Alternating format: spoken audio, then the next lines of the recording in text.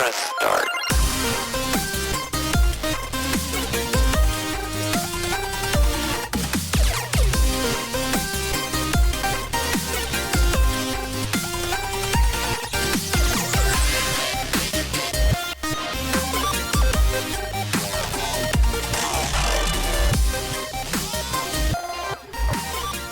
Let's go ahead and start episode 89 of the Current Gen podcast. I'm Tim here with Jeff and Kyle, soon to be joined by Dan, who, by the way, was at one of the coolest looking concert venue setups. It wasn't huge, but it was just really cool looking. I liked the setup of it.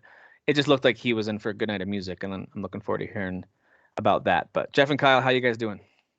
Great. Wonderful. Okay. Better than Jeff. Thanks for bringing the energy, fellas. Bringing a Derek-like energy to the podcast. I know. You Both guys of have us. 0 kids you had to put in bed, and I'm the one carrying the show with the energy. Thanks a lot. Thanks. Once I'll again, ramp up. You know me. Once I'll ramp again, up. thanks for everything. All right, well, we are going to make some predictions tonight about the Game Awards. We'll get to that. We'll talk about stuff we're playing, including Battlefield, lots of Forza, so much Forza to talk about, and a few old games that are now getting new life across a bunch of different consoles, Switch specifically. Shin Megami Tensei V, we'll talk a little bit about that. And Red Notice, new movie with Gal Gadot, The Rock, Ryan Reynolds. But before we get to all those things, we want to make sure that Dan has a chance to make predictions with us. So we're going to shift the order of things a bit. We're going to talk through a few headlines. And some of these are interesting. Some of them are just, it's worth noting. Some of them are fun to make fun of, just like we normally do. So let's jump right in. Elden Ring's performance modes have been confirmed. So of course, I still haven't watched this yet. We talked about it last week. I need to watch the Elden Ring video. I think you'll be impressed. And I need to watch it. I just haven't taken the time to, because I think it's like 15, 20 minutes, I right? think it's 19. Yeah, I think it's. So right- it's one of those things that I've planned on just kind of sitting down and just watching it. But it's a combination of all my free time being taken up by, I'm still watching through Deadwood or playing Forza. So I need to take time to watch this Elden Ring thing. I have a feeling I'm going to love this game. There's way more footage out there now because of network tests and stuff. So. Okay. Yeah, Okay. people have had like hands-on time with it too. Yeah. So. Well, they've confirmed that the PS4 Pro, PS5, Xbox Series X and S versions will ship with performance and resolution modes that we're all used to having now on modern consoles. Interestingly, it's the PS4 Pro, but not the Xbox One X was not listed there. But anyway, ray tracing is going to be added to the PS5 Series X and PC versions with an update. They're not saying when that update will be necessarily. I'm sure they're still trying to time things out. But yeah, you will get ray tracing at some point in that game, if not at launch. Performance priority mode will adjust screen resolution, load balance to approach 60 FPS, which is what you'd expect. And then, of course, the other version is going to have a lower limit of 30 FPS while trying to max out resolution. You get the drift. So there you go. Performance modes confirmed. We knew that was going to happen anyway. What I am interested to hear is if this is going to have DLSS on PC. Or I know that Radeon has their own version of this as well. It's basically their super sampling tech, which allows games to perform at a much better rate while maintaining a high resolution, which is what DLSS does. So that'll be interesting to see if they can make some deals with NVIDIA and Radeon for that. So that'd be cool. All right, moving on. Mass Effect 4. Hey guys, I'm actually interested in this now because I'm still slowly but surely cruising through Mass Effect 3, really enjoying it, just kind of taking my time and gathering all the war assets and doing side stuff, and so I am enjoying that. It just hasn't gotten a ton of time. I played it like once this past week for like an hour. Now we're in the middle of like game release season, so it's hard to blame you. Yeah. The good news there is that I'm still picking up the controller to play that at all without everything else that I've got to play because sure. I agree. I want to see it through. I'm excited to see how that thing wraps up. Because this came out for those of us that were playing it for the first time as well. When the remaster came out, it came out during the summer, which was a dry spell. So I was able to get through that really quickly. Mm-hmm. And for some reason, you hate the idea of Mass Effect, so you never got to it until later. So I do. That's what it is. Fake fan. Yeah, Jeff, I've never delayed. seen you play through a game so quickly, much less 3. Three, So yes. It took me. I was 2 sitting weeks. there watching you, going like, he loves it, and he's saying, I mean, not that you were like underplaying it, but I was like, he loves it more than he says he does. Yes. He loves it so much. I love Well, they it so released much. kind of looked like a movie poster almost of Mass Effect 4, just Yeah. kind of showing some latest artwork, which had this really cool crater. It was an overhead view of a ship that had landed. If you look closely, you could see, I'm assuming some characters, some explorers, someone doing investigating, who knows, of this crater. And if you kind of look at it as a picture, you can see it's in the shape of what looks like a Geth head. So that was cool. Super cool poster. Yeah. Very, very Maybe well a little bit designed. Such a spoilery unique- for people who haven't beaten the game or the trilogy yet, but that's okay. Yeah, that's all right. The Geth have such a great, oh my God, such a great arc. They do. One You're character. And I gonna- haven't even finished it, but from what I've One in what I know particular, so yes. far. Yeah. Three, what I know like so far. the arc, how everything is in that game for the Geth is so outstanding. It's the best part of that entire game. I for can't me. wait. Yeah. It's good. I like what they did with them in 1 and 2 as well. Like I enjoyed. Yeah, because Legion is 2, right? Legions 2. Yeah. So yeah, you see him again. It's it's real good. Because I jumped through every hoop I had to keep everybody alive in Mass Effect 2. I I was did the the Sometimes same you gotta thing. do it. The Yeah. same thing, Sometimes you yeah. gotta do it. like, no one's gonna die. I'm gonna have all of the things collected I need for the extra war assets in 3. I was determined to do it right. Right, I guess. Right, People yeah. people would get mad at me for saying that. Like, no, you just followed a guide. Yeah, I did. Yeah, you know what? And that's okay. Yeah. Sure did. Totally fine. Although, to their credit, it's not like they set it up where it's super secret, hard to find stuff. Like, you can keep everyone alive if you just do all the side stuff. It's not that challenging. I Anyway. played 2 without a guide my very first time because I just wanted to play that game organically all the way through and never had a problem keeping everybody alive. So Yeah, they kind of Even tell some of you the anyway. conflicts where you kind of lose someone's loyalty, there's a Mhm. way to get it back, or there's a Yep. way, if you've built up your Paragon or Renegade enough, you can still maintain both loyalties. I mean, there's Yeah. yeah. they do a good job of that. If you skew one side or the other, you'll always be able to get everybody on your side weirdly. So Like it's almost like a little bit of a punishment. Like, yeah, you can finish this game quickly if you want to just mainline it, but you're not gonna love it. You're not gonna be- apparently 15% of people, according to statistics, didn't even recruit Garrus in the first game, so never had Garrus the entire series. It's like, What? you guys, what? I didn't even know that you. That's I didn't even know so that was an option. crazy. Yeah, I like don't he'll be like, you meet me in CSEC or whatever, and we'll Yeah. talk. And if you never go and like recruit him in the first game, like that's it. I think you can still get him later in 2, like he shows up again. Yeah, like, because he's as Archangel. Yeah. But yeah, I think there are ways to like never have him recruited. But according there's to no like statistics. Shepard, you son of a bitch, Predator. Yeah, There's no dude. Garrus, camaraderie. the Garrus and Shepard bromance is one of the greatest bromances in the history of video games. Like, Yeah. they're just, Although they're I do feel like a nerd when I talk to them too many times. Like, I got to do some work now, Shepard. I'm like, oh, I'm sorry. yeah, same here. Yeah, sorry, dude. I didn't mean I was being so annoying. I just I love got you. to do work I mean, too. I'm important. I got to go do work too. It's fine. I'm a commander, you know. All right, Assassin's Creed Valhalla. They've got some patch notes that are out to detail some new content. It's actually out now. It came out this past week. So I have not downloaded this yet. I'm gonna give it a look on the PS5. Thanks to Derek for buying that. I can check it out on there. But anyway, they're gonna have these things called the Tombs of the Fallen, in-game support for the upcoming Oscoraya Festival. I'm not sure exactly what that is, but that just started yesterday.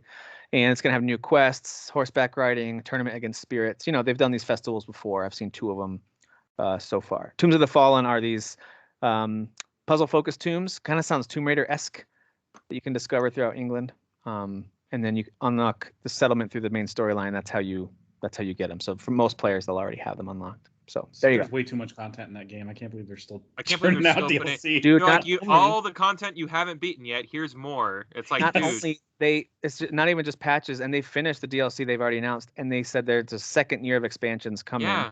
which they haven't announced details of yet. But the next major one, the rumor is it's called Dawn of Ragnarok, according to a recent data mine. Who knows if that's true or not? But it's going to be set, according to the rumor, in the dwarven realm of. Oh, good luck with this one. Svartalfheim. Nailed it. You nailed it. It sounded Viking enough. So anyway, if it truly isn't a totally new realm, and if this dwarven realm, I mean, they're adding a ton again. Who knows? I've played a little bit of the Ireland and Paris areas, and they're beautiful and awesome. Tons of new characters. I mean, dude, there's so much to do in those games. So much to do. And I know in some cases that could be considered a bad thing.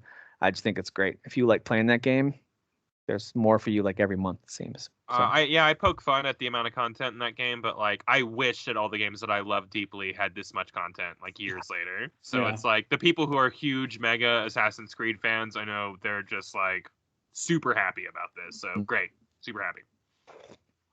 Well, Call of Duty Vanguard, another data mine. this rumor is that there might be an Attack on Titan crossover of some sort. My guess is that it's going to be themed, something What? with That's silly. That's silly. something with aesthetics, maybe, or it's just something that someone has codenamed that as a fan of the show, and they just codenamed Maybe. something. I mean, data mines are hardly ever wrong, but like this just seems silly to me. Yeah, and the new and last season of Attack on Titan is coming out in January, so it is topical. But like, it just, why would a World War II game? I don't know. It just seems silly to me. Everything about it seems But silly. they got zombie mode, so why not? But Touché. they found this this operator in the code that said AOT_Titan, and there might have been more there, but someone got rid of it. I accidentally checked it. I didn't realize you removed it when you checked it. Good Lord, Jeff. Gosh, such a I'm dad. sorry. Such a dad. Click into stuff all wibbly bibbly like. I removed it because I wanted you to shut up about it. No, another rumor. This one I'm interested in this game as a major Harry Potter fan. Our whole family loves those movies, those books. Like I love Harry Potter stuff. But anyway, there's a hint that Hogwarts Legacy might be coming late next year. We knew that it got delayed out of this year, but it was just kind of a nebulous. It's been delayed to keep working on it, and now we're thinking it might be at the end of next year. So Rachel Wakely, that's a general manager at Warner Brothers, was giving an interview to Toy World magazine, and she referred to two major releases coming in 2022. And the first is the Fantastic Beasts movie, The Secrets of Dumbledore, which is coming out. Wow, can't wait to skip that. It's gonna be great. April 8th. And then the second she mentioned was Hogwarts Legacy, the game. Keep in mind, this is getting developed by Avalanche Software. So there's some potential that it could be. Yeah, no, I'm. They are the kings of very open excited world for this game movie. design. Yeah. You know, I'm not a game, Harry Potter fan, and I'm not a hater. My exposure to it's really limited, which is I have other things I nerd out about. Sure.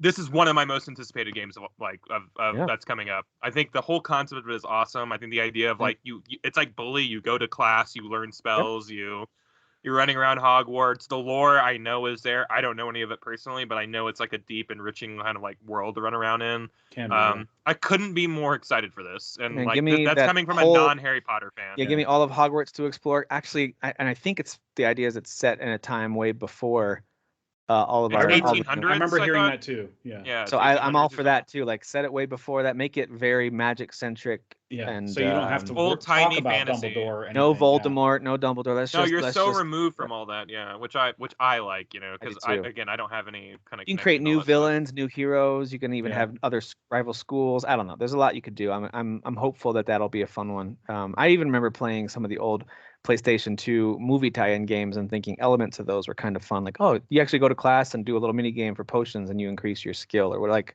little elements here and there. So that'd be fun. I'm a huge Harry Potter fan, and this is definitely my most anticipated game for whatever year it comes out. I don't even know whenever it comes out. We'll see. But J.K. Rowling is totally crapping the bed on the Fantastic Beasts movie. She's been writing all of them pretty much, and the second one was just like, what are you doing, bro? Dude, I watched it. She like retcon a bunch of stuff. Yeah, I watched it, and I could not tell you what happened in that second movie. It was so forgettable. Yeah, it's not only forgettable. There's just like so much. God, I vividly remember a scene where Johnny Depp vapes his villainous plan to everybody. Like he smokes and then it comes out and like he exhales and then here's his plan.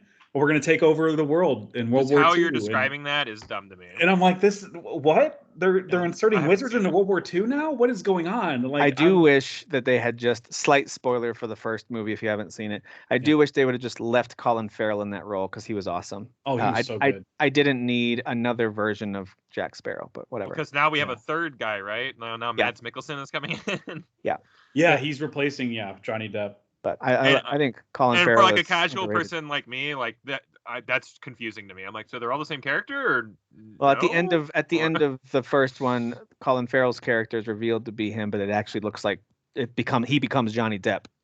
Yeah, there's a spell. Like Colin Farrell was a real Auror, I think he was like a cop, a wizard cop. Right. And Johnny Depp's character had like been drinking a potion or something to become him. Right. Like every day, basically.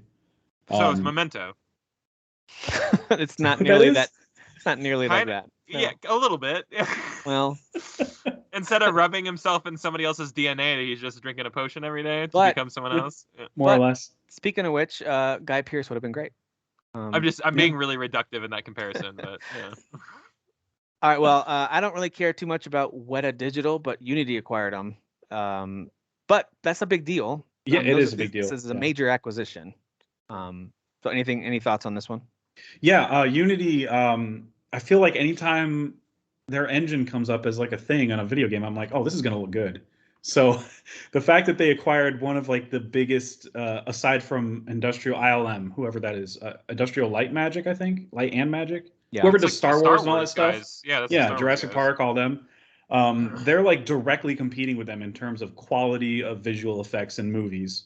Yeah. So I didn't know any of this. That's crazy. so the fact that like Unity is acquiring at least a division of Weta, or however you say it, Weta. I don't know how to say it.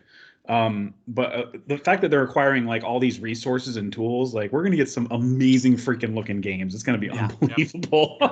Yeah. Cool. Yep. So that'll be interesting to see what, if anything, major develops from that. There could be more behind the scenes stuff and money making things that we'll never hear about, or there could be something major. Who knows? Yeah, it's a $1 billion, huge $1.6 billion deal. And huge Peter Jackson owns Weta, whatever, VFX, whatever. So that's his baby, spawned out of Lord of the Rings. Like he started around Lord of the Rings. Wow. And since then they've done Planet of the Apes and Game of Thrones, all this other 20 years later, those special effects still hold up pretty great. Lord of the Rings. Absolutely. Lord of the Rings is still an amazing looking movie. Yeah, It and looks better than The Hobbit. It shouldn't. The Hobbit 20 years later, it should look. 20 Yeah. years later, it should look bad. You know what I mean? Yeah. Like it shouldn't still look good. Well, but The Hobbit will look bad. I mean, it already does, but like The Hobbit, like it'll continue to like look worse and worse. And I'm a huge fan, agree, but, like, man. Oh yikes! Ooh. Yeah, but like Lord of the Rings, there's something about it that's like, wow, this is like very immersive, and it might be all the practical effects too, but yeah, The Hobbit definitely had some moments that I was like, I mean, it wasn't quite. Remember like the worms that came out of the mountain, and I was like, this is just a CG wreck. Like what? Poor is Peter that? Jackson, dude. That guy did not want to make that movie, and the studio was like, "Well, you gotta." Like, I'll defend those movies. I'll defend those movies all day, but I will be the first one to be like, "Oh boy, those are not going to." I mean, they're already are not like, but they're not aging great. Yeah, agreed. Well, the Steam Deck, one of my most anticipated pieces of hardware in a while, is been delayed a few months. The first wave was supposed to hit this holiday season. They had never really specified, but I think they were targeting December to send out that first wave. I was part of the third wave, which was previously said Q2. I had to go look my order up again, so finally got my. Now it says after Q2. That's all it says now. Is after Q2. Oh, that's not so bad. So it could literally be 2024, 2025. So he'll be retired. It doesn't specify a year. From what I've heard, folks who were part of the first wave before, now it says Q1 2022.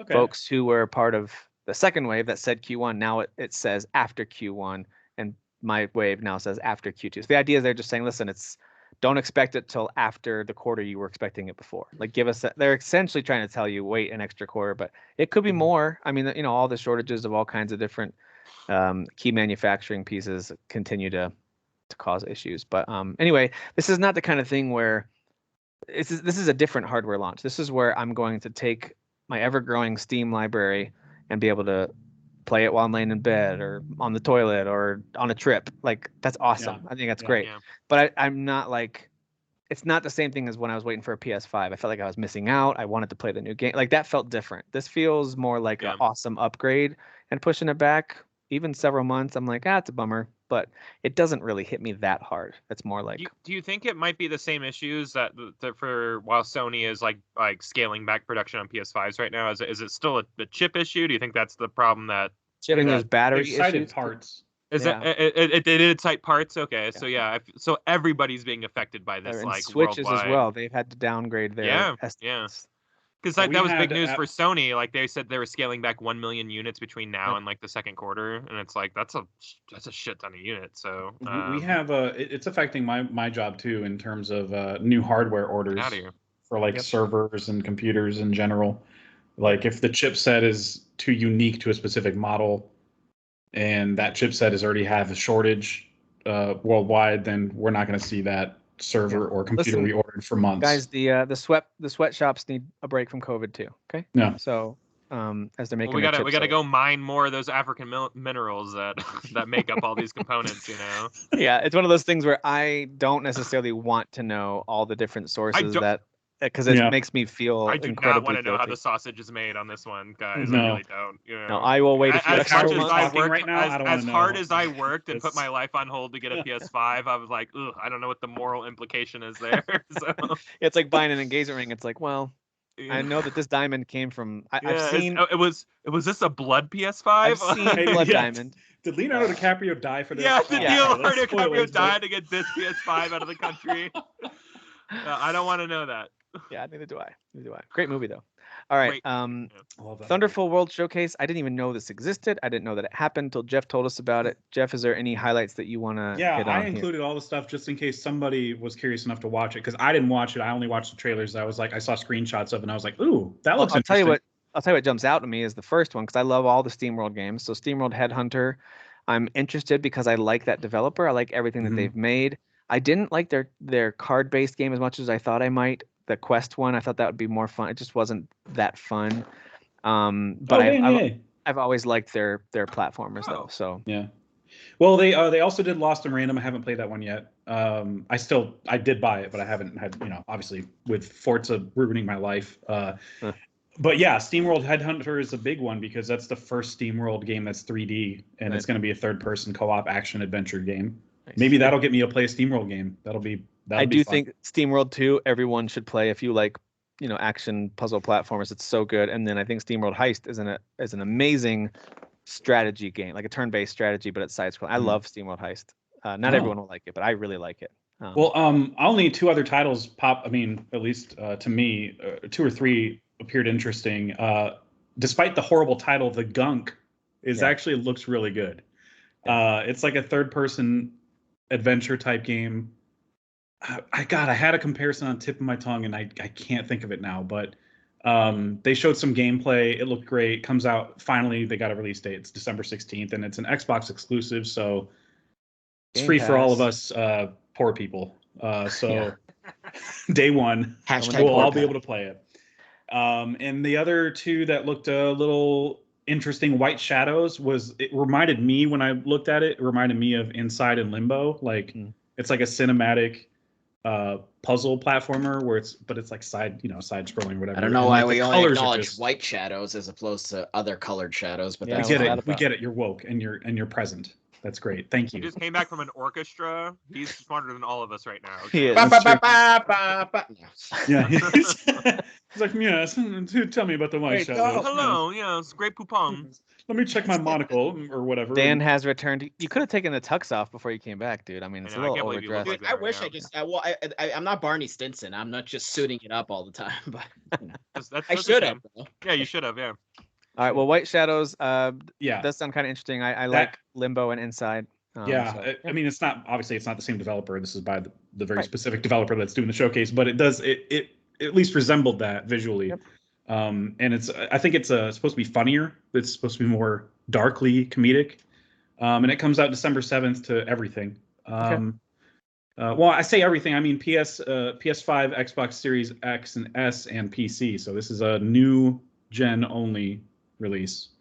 Curse to Golf sounds interesting. I didn't see any footage of it. I was just like, whatever. It just sounds interesting in writing. Read that out. What it says. So it combines 2D platforming with golf. You play 18 quote-unquote dungeon-like holes across 4 biomes to try and return to the land of the living. There's no release date for this. Me and Tim, right? We're big golf story fans, right? Yeah. I didn't want to speak for you. This is like golf this sounds like it might be something in that wheelhouse, Dude, I feel like golf for some reason, as by itself, sorry if you guys love golf, one of the more boring sports in the world. Dumbest. And yet it makes for some of the best. It's so expensive.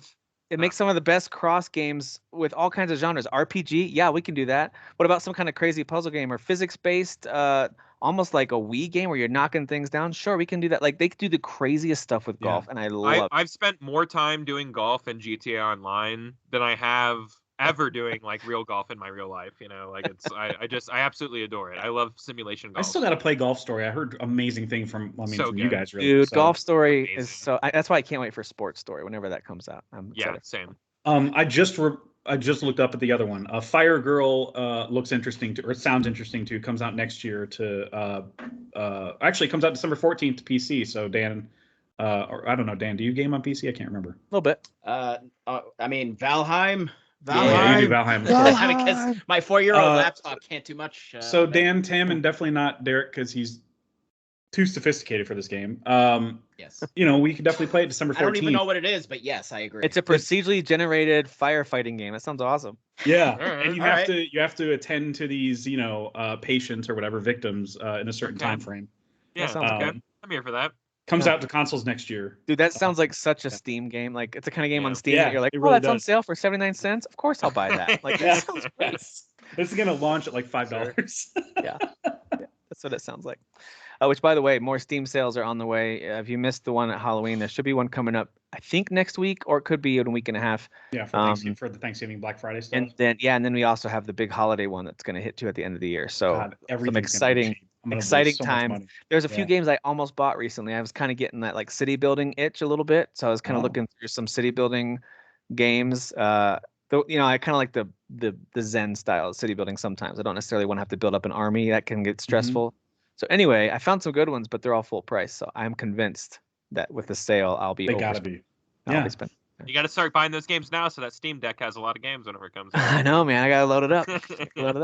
All right, and then I did see that. I think the Kid Amnesia game from Radiohead is actually coming to Epic Game Store for free. It's coming everywhere for free. Oh, it's everywhere for free. Okay. Yeah, November 18th. It's going to be on PS5, PC, and Mac. And I put LOL because. But you buy a Mac and you're going to game on it? Get the hell out of here, dude. It's going to be free, though, and it looks like it's just you're walking through many visuals, and it looks incredibly trippy. I think if you buy the special edition, it comes with, like, shrooms or something. I think cool. Does he grow them himself, Radiohead? Yes, actually. Is this going to come, like, on Oculus or VR or anything like that? Like, is this... It feels like it would be made for that. This seems like this game is made for something like that. Yeah, because it is first person from what I could see in the... I'm going to need you to show more respect to Mr. Thom Yorke. Thom. I know that it's Tom, but it's spelled Thom because I think it's so pretentious. Does he have an E at the end of his name for York? Yes. Thom Yorkie. Thom Yorkie. Why is there an H there? I don't. You know what's funny about that band is like I don't know, man. Two of those guys. I think Thom Yorke has only done one score, and it's for the Suspiria remake, which is amazing. Two of those guys make amazing movie scores, like Johnny Greenwood. What? I thought one of them did There Will Be Blood. Johnny Greenwood does all the Paul Thomas Anderson stuff. Okay, that's what I thought. Like There Will Be Blood, Phantom Thread, he did that one. Yeah. He's just... There Will Be Blood, it just sounds like someone who's super high in a room full of trash cans. Like, it's crazy. They're just like, it's crazy. Banging on a trash can. On Phantom Thread, it's basically like just Stomp. Phantom Thread is basically like a classic... It's like an entirely classical score, and it all sounds like stuff that you think you've heard before, but no, it's entirely original music. And you're like, this is blowing my mind. It sounds like music that would have been made in that time, but this dude's it's all coming out of his brain. And I don't understand how movies score, like whatever you want to call them. Yeah, composers do it. It's very impressive when they do that. We know what's not as impressive is Avengers finally releasing their Spider-Man content. This is why you should always host the show. Your segues are. Tim, when you're editing. When you're editing this, can you do the Curb Your Enthusiasm music? That because this game is like, who gives a shit, right? Yeah, absolutely, man. Well, we did talk about this last week. That is true, but I watched the trailer for it today. So it's first look at Spider-Man and Avengers. It's just a cinematic trailer. There's nothing. Yeah, what look did we get at it? Nothing, man. The closest thing. I mean, there's a brief moment towards the end where it's like that might have been a quick shot of an in-game moment, maybe. But like when he's swinging around. I don't think that was. I don't think it was. I think the only redeeming thing about that trailer was the very end, him trying to teach Hulk how to say Spider-Man. That was kind of cute, but have you guys seen the sorry, Kyle Bossman just dropped this. It's like a shorter video this week, but his whatever you want to call it. And he's basically dissecting the trailer, and he's just like, "This is stupid Spider-Man. This is dumb Spider-Man. That's what this version is." Yeah. Like, this isn't intelligent Spider-Man because he's always intelligent. That's basically what you're always getting is a smart Peter Parker / Spider-Man. And in this one, he like uses like the webbing to grab like a soda bottle and then like he just lands where the soda is. So like he put the soda in the middle of them to distract them, but then he just lands where the soda is as opposed to behind them. Like that's what Bossman is saying. I didn't even think about that, but that is so true. That's what Bossman is saying in the trailer. And then like he webs one guy in the face and then you don't see that guy anymore. It's like, oh, so I guess he could have just webbed all of them right from the beginning instead of jumping down. And then like it's just a bad trailer. Like it's just To me, it read like, yeah, we have Spider-Man F you. Right, yeah. That's it. Yeah, download the game with Spider-Man. Actually, to me, it felt more like we accidentally got the rights to Spider-Man just for PS, and we have to release it. Let's just get it out of here. Done with this freaking game. Listen, guys, if we're gonna keep it P, all right, we're gonna keep it P here. Whoa. How many P's are we talking about? We're gonna keep it positive, and it is free, so it's not gonna cost anything. Yeah, but like even Black Panther like felt really big. So like, and Black Panther is like a new popular character. Spider-Man's been popular for like 40 years, you know, like, and this just kind of felt like. I mean, Kyle, they're being brave. They're making dumb Spider-Man. Oh, by the way, speaking of Black Panther, I don't know if this was just a dumb article that's totally fake. I don't know. I saw it posted somewhere that Winston Duke, who plays M'Baku, is going to be the next Black Panther. Yeah, I saw it. No, I don't know. I don't know if that's confirmed. We don't know anything about it. That could be totally made up. Listen, let me tell you, the whole production is ceased because Shiri, the actress, got hurt, which probably means to me that she's in most of the scenes. So she's probably the new Black Panther. Okay. Because they've shut it down. Which happens in the comics. She got injured in September, which happens in the comics. She got injured in September, and production's been closed down for 2 months on that. I'm fully on board. If that is the story direction, hopefully she gets better and they can. She's got a lot of dumb opinions, but yeah, sure. Yeah, that's what I heard. I honestly think she's getting fired, and they're gonna have to rewrite a lot of stuff. I think so too. I think this movie. Everything about this movie is going to be a mess by the time it comes out. A lot of honestly, this is just one of those like T'Challa. You can't work for us because of your personal. You should have just recast T'Challa. I know it's probably like not like nice to Chadwick, so many people would not have wanted that because of like the situation of him actually. But to confine him to one movie, 15 years ago, we would have done it without blinking. But absolutely. For whatever reason, these days it's like we can't recast Princess Leia. It's impossible. It's like just hire people that agree with you politically, and you'll be fine. You know, I don't understand why they don't recast either. I remember the show Spartacus, which isn't the best show, but they recast him because Andy Winfield died from cancer, and that show actually still ended up having a pretty epic run. Yeah, it did. Like it or not, like those seasons are worse, I will say, but it's still finished it. Yeah. Like the guy who took over, Liam, whatever his name is, he was actually the actor who does JD in the new Gears games. Okay. But anyway, the guy who filled in did a great job, I thought, as Spartacus, even though those seasons aren't as good. I agree. Anyway. I only think they're not as good because it's not about like gladiatoring anymore. That's really it. I think that they did the best that they could, especially with his recast wasn't the problem, right? No. I thought he was fine as a stand-in. Yeah. It just I feel they're doing a disservice to the actual character of T'Challa by not. I'm not saying you should have been like that week. Let's recast, but prolong doing a sequel. There's a realization and then do a sequel much later. Yep. You know, like they already are, and then we're just never gonna get the Storm T'Challa power romance. Like we're never gonna get that now. Like there's everybody. It's ridiculous. We're not even thinking of the most obvious thing they could have done. I mean, they're doing this whole multiverse thing. Just make it so like, oh, this T'Challa from a different universe just somehow gets stranded in this. Like you just do that. You do the old Iron Man 2 thing where you just have the new roadie come in and say, "It's me. I'm here. Deal with it." I got no. He literally goes, "Did you get a new haircut?"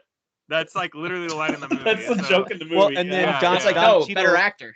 Don Cheadle says basically like, "It's me. I'm here. Deal with it. Let's move on." Like he says that right there. Yeah, he does. And because it's in the opening scene where he's in court. Yeah. That's right. I mean, it was an upgrade, right? Don Cheadle is great. Absolutely, Don Cheadle is way great. Yeah. Also, they just recast Scott Lang's daughter for the next Ant-Man movie to be a more famous actress. Yeah. It's the girl from Detective Pikachu, the main girl. Right. Okay, sure. So it's like, she's from Freaky as well and stuff. Like, she's showing up in more stuff. We should get a person, like an actual actor to play. Sure. Not that the other person wasn't, but nobody knew who she was.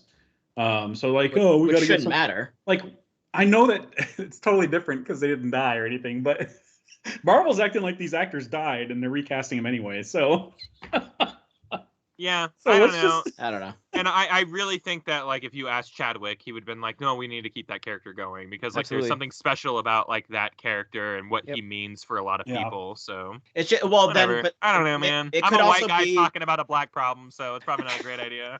But it could also be that, like, then people are critiquing, like, to like a T, like that actor versus Chadwick. It's like, it's the same character. You're opening but, like, yourself but up for that. You're like, like the nuances of how he talks is like different. So like that's like you never, it's just it'll be literally everything. It would be completely under a microscope. And I it's couldn't agree more. Dude, they had definitely Chris would be Judge at doing. first. They had in the Avengers game. They had Chris Judge, freaking Kratos, doing Black Panther, and I was like, it took a minute to get used to it, but I was like, you know what? Now I can't unhear it. And yeah. So I feel like if you can have somebody on that side of the spectrum doing the voice, Yeah. then you can really have anybody doing that role with that I'll tell accent. you what, I really don't care about Shiri becoming Black Panther. Like, No, she was not my favorite part of the movie at all. No.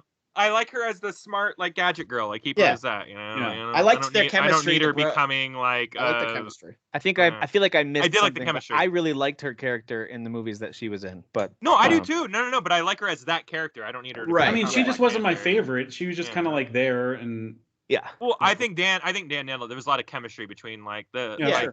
the The two of them sibling bouncing off rivalry each other. between those Well, two. even her and Martin, what's his name? Who's the Martin Freeman? Freeman. Yeah, they Yeah, had yeah, they yeah. had Lot of some good chemistry. moments too. Yeah. Yeah. good moments. Martin Yeah. Freeman can have chemistry with a brick wall. I swear to God, Dude, he's one of he's so friggin' Have charming. you going heard on that an guy do a adventure. Fargo accent? It's perfect. he is He's amazing with every actor on screen. I swear to He's God. so good. I mean, he's so good. Bilbo, right? I mean, He is Yeah. Bilbo. Yeah, he's amazing.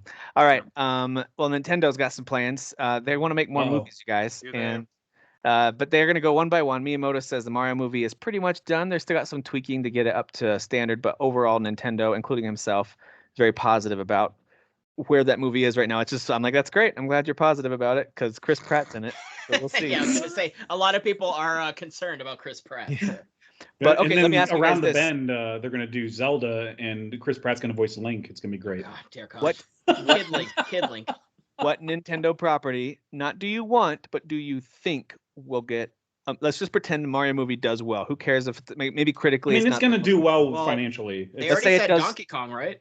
I They think. did say Donkey Kong. That's coming. Yeah. Well, then Yeah. that doesn't count as a prediction. Then what do you think would be the next one they have not announced yet? What do you think? As long as it stays animated or Pixar related, like computer graphics, Metroid. I think that'd be the next one. I think that's like would work better as a movie than it would a video game for a lot of people. Interesting. Yeah. That'd be a good one. That could be a really good one, actually. Yeah, that's what I'm saying. Like it like to appease like a different crowd and bring people in. You It would see- sell more video games. Like I think that would I'd be. want it to be like borderline, like rated R, because like I wanted to be terrified. Like I wanted to be like aliens. He wants to see. but, He like... wants to see Samus naked. I get it. Yeah. Sure. No, Rated absolutely. R. I want Samus sexy. Yeah, nip slip Ridley, Samus. with Let's Ridley. do it. With Ridley, right? Rule 34. Yeah, Rule 34. It's out there, Dan. Just look it up. There's already movies Listen. out there. To me, just it's wonder, no. like, To me, it's Legend of Zelda, and it's not. I think I don't that's know the how most they wouldn't. obvious. That's gonna be Yeah. really Yeah. tricky though, because of the I- whole and not talking thing. I know that there's been rumors about a Netflix like Zelda Forever, and I think that's the route that they go. To be honest, like it's more of a live action TV show fantasy. You're trying to go Oh after God, the they Witcher. announced a Netflix Zelda thing forever They ago. did. They Yeah, canceled and it, I right? don't ever really know if it was like a real announcement. I can't even tell with like Nintendo Oh, that's a product good stuff point. anymore. Yeah. But like, yeah, I think that's going to be the most obvious like venture to go into next, whether it be a movie like Tim is saying, or Ooh, TV I got show or something. one. Yeah. And it would be more in line with Mario, something that would be more appropriate for kids. Don't 'cause- say Gino. no. Actually, I'm already mad. it'd be more in line with Mario as opposed to Zelda or sandwich, which a sandwich. Sandwich. Sandwich. Sandwich. That's Wow, actually your- what my wife calls sandwiches. 'cause Your she's misogyny Italian. got in the way of that word. Kirby. Kirby would Kirby. make sense. Kirby. right? Kirby's perfect. yeah. Yeah, Yeah, Kirby makes Kirby would sense. work. And the Yeah. kids would love. I mean, he's adorable, and he Yeah. eats up enemies, and then he has powers. Like it's super cool. Like Yeah. Who else Um, who else has an equally positive personality but makes the internet cringe as a whole that would voice Kirby? Because that's Chris Pratt in a nutshell. Like he's That a is. positive person, but for some Yeah. reason the internet's like, yeah, you know. I what would mean? love Like, it. I would love it if it's the guy who did Fix It Felix, Jack from oh yeah. 30 Rock. Yep. like him. Yeah. I would really like it if Chris Pratt just did all these characters, even Samus, Just and never follow changed to his everybody. voice, and it was just him every Me too. time, you know. King DDD. He can do Yeah, Meta Knight. everyone. It's just Knight, Chris like, Pratt all of talking them. to himself. All of Yeah. these movies for every movie. You know, they could do a Splatoon movie. I can see them doing Oh Splatoon. God. You know what? I really wish they wouldn't. I think that could be interesting. I think That was that's No, perfect. Dan, That was not what I don't say expected you stuff to out say. loud like that, please. I That was a think it could be. perfect response. I'm sorry, Kyle. Do you know hate what? squid You know what? people? Really wish No. they would. If you like Splatoon, I'm I all hope about they it. But like, don't turn this into a thing. You know, I hope like they play Kyle, your don't. squid life game. matters. All right, squid Be lives quiet. You know. But we're gonna paint stuff before the bad guys Nope. don't let us paint stuff. Yeah, matter. I Before don't know. They don't let painted us. over our paint, and I don't get it. You know, like that's Hold the on. whole movie. There Like, might be a come on. copyright issue with Squid Games, though. There I might know, be. yeah, Right. no. Right. I didn't think about that. I All right. don't- Well, Nintendo says it is working out the concept and launch timing for its next console. So don't worry, they are actually thinking it They're through. in Which their is nice to half-life. hear. That's what they said, right? Like we're Yeah, halfway they're through saying that's exactly it. They're saying that they feel like they're in the middle phase of its life cycle. They want a sixth year of growth. And Hmm. right now, so it came out in 2017. So this is coming to the end. We're almost wrapping up the fourth full year. Did I do the math on that right? And so they're about to enter their fifth year, which means they're hoping for 2 more full years of growth, which know, would man. which would suggest at the very least 2 years till a new console comes out. Probably 3, if I had to guess, till a new console comes out. So there you Yeah, go. I think that's too long. To be honest, I just do my too. opinion.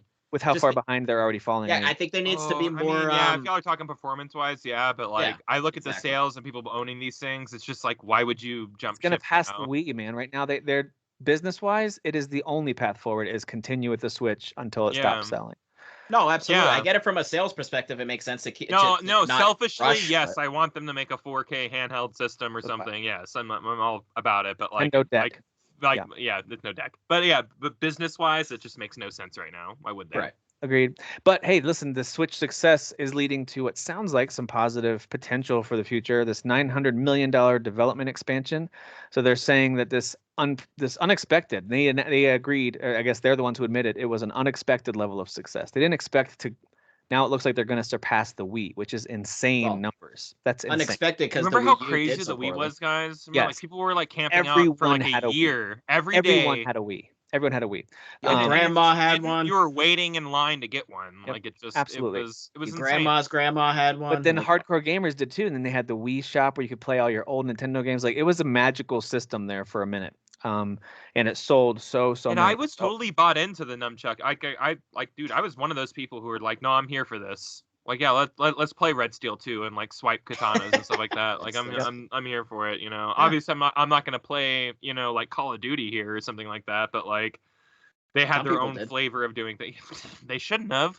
No, they should. No, they had their finger on the pulse of something very, very, very unique at that time. And well, like, and the Switch obviously did the same thing, right? Hit that same magic.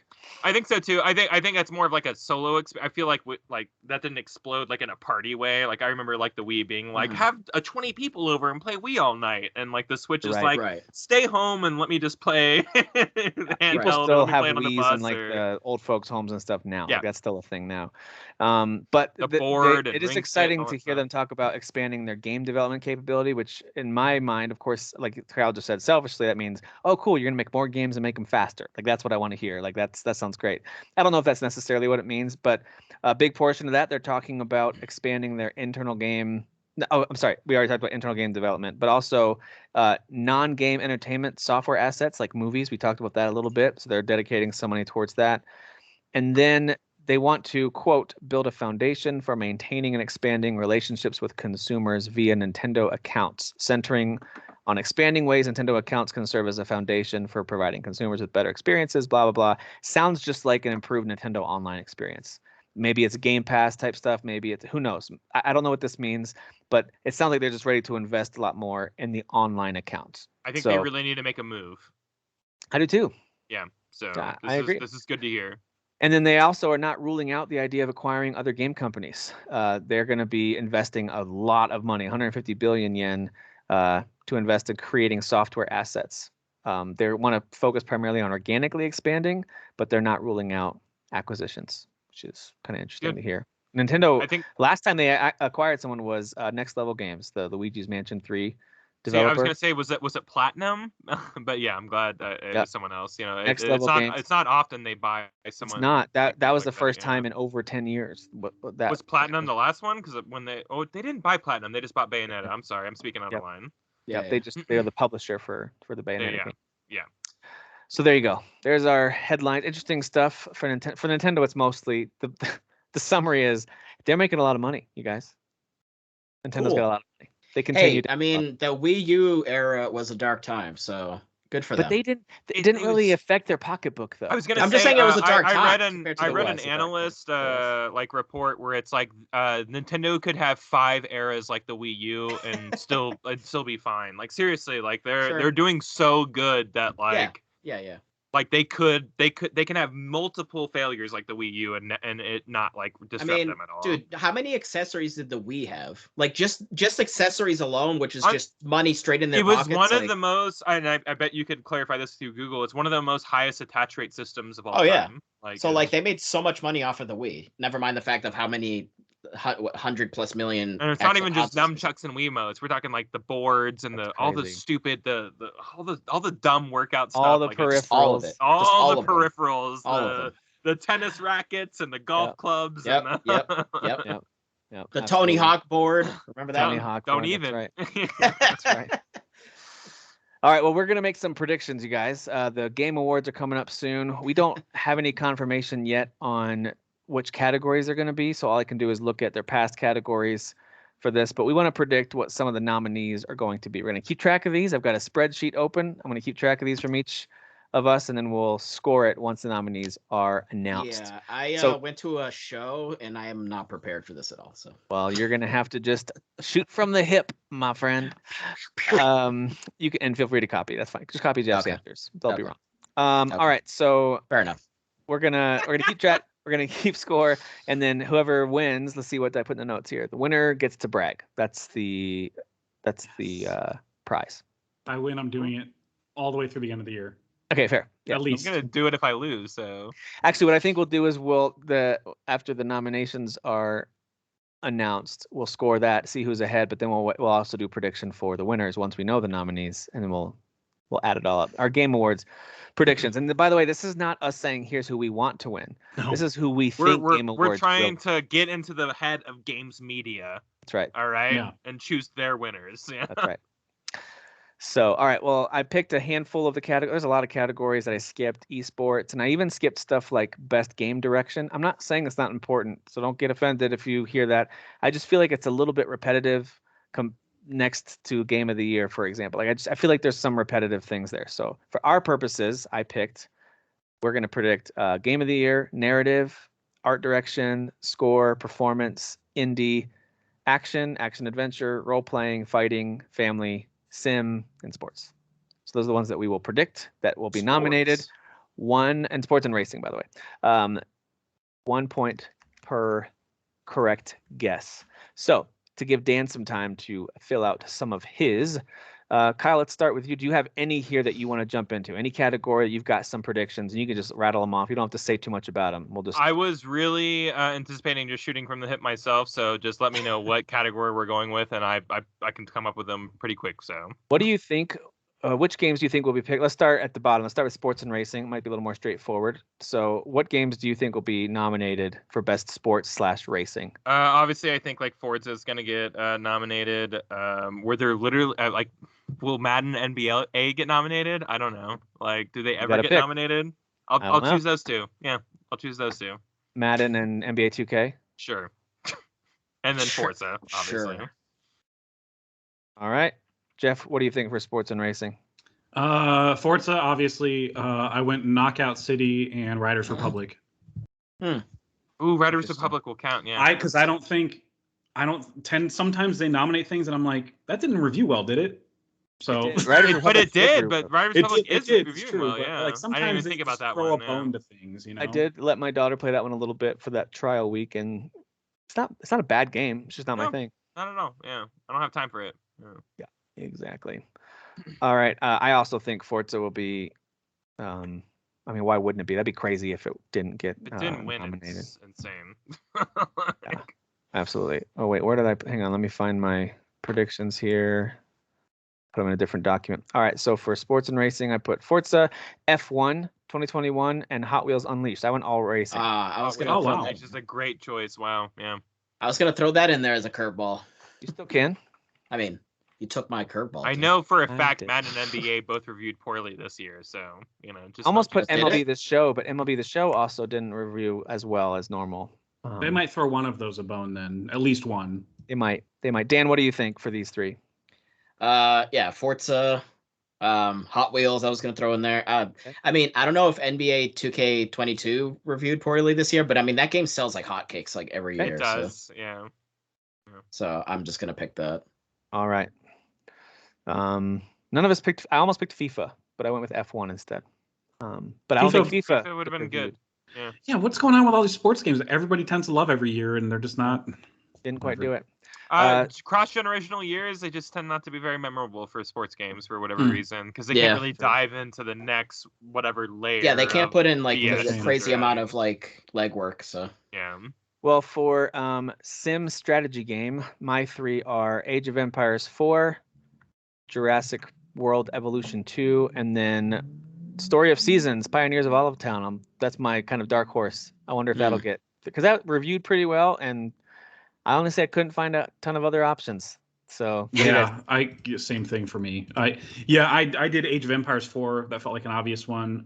The other ones that I saw reviewed really well or were super hot with streamers, Humankind and Wilder Myth reviewed really well. So I think that's going to be up there. Dude, I still want to play Wilder Myth. I need to get that one. All right. You guys have any? It's like procedurally generated turn-based environments. What was the second one you said, Tim? I said Age of Empires, Jurassic World, Evolution 2, and Story of Seasons. I'll do Age of Empire, Jurassic World 2, and I really don't have a third because those are the only two I'm like familiar with. So sacrificing a point. Yeah, I know. Whatever Jeff said first. Humankind. Humankind. Yeah, that one. Which is an unabashed Civilization ripoff, which is fine. It's just 100% a Civilization ripoff. I think it's even some of the same developers. Dan, any picks for these? What's the cutoff for games that they take in? Do we know? I think it was the 13th or something of December. Middle of November.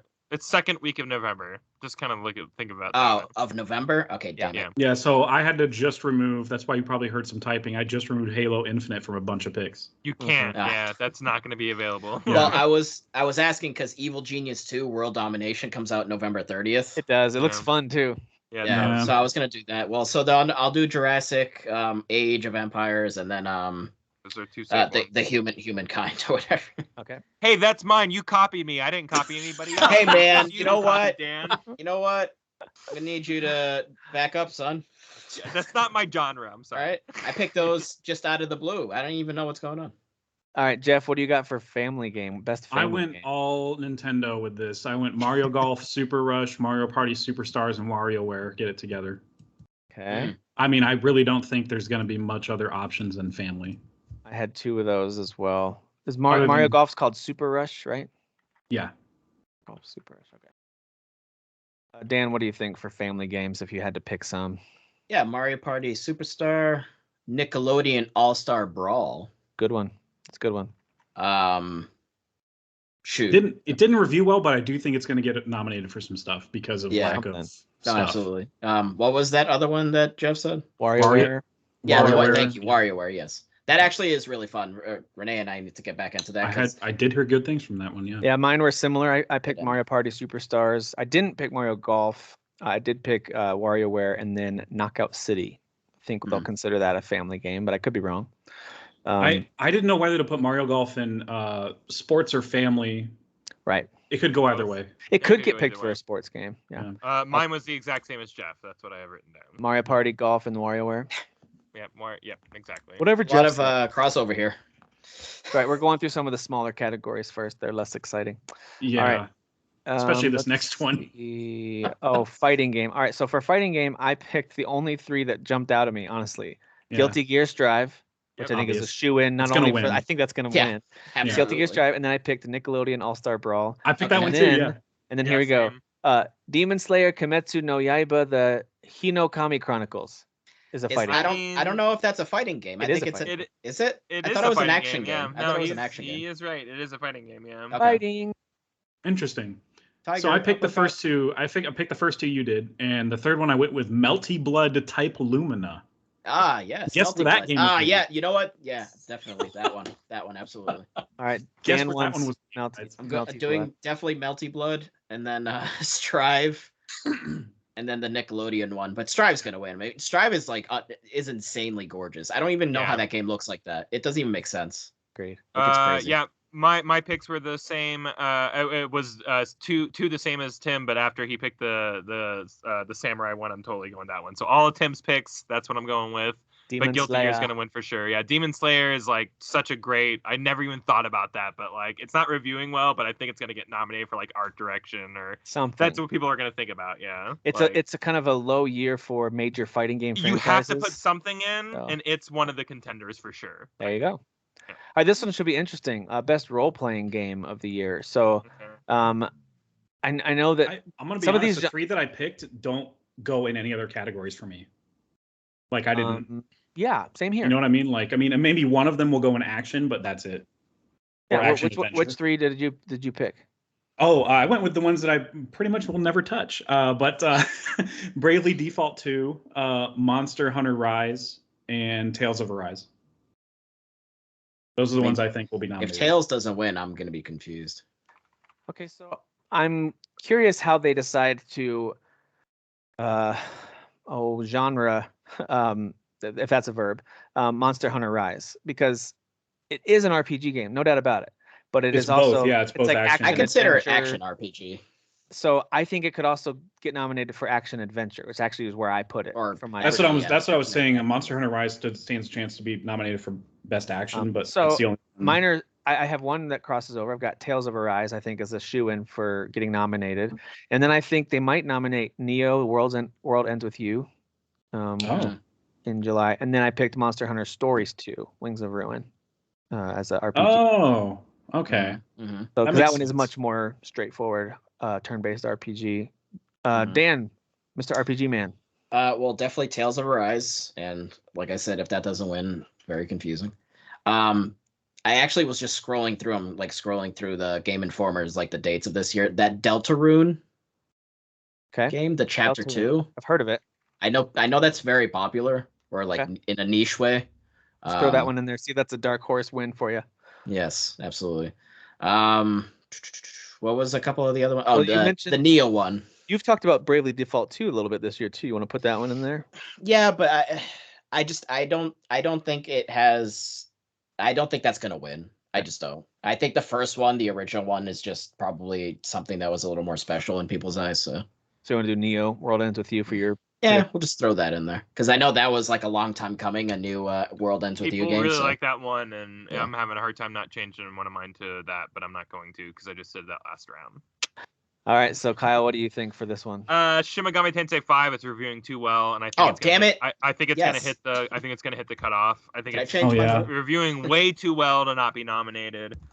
Tales of Arise is a shoe-in, and I think Dan's wrong. I think Bravely Default 2 is gonna be nominated. I think it's. No, I didn't say it's not gonna be nominated. I just know it's not gonna win. But that's what we're choosing as nomination. So yeah, come on, Dan, get with the program. Well, then can I change one of mine then? Sure. Nope. I don't care. You already went. No, I'm changing Deltarune to Shin Megami. I completely forgot about Shin Megami. All right, but you still want to stick with Neo over Bravely Default for now as your prediction? I think that's a good pick. I would stick with Neo. Yeah, I'll do that.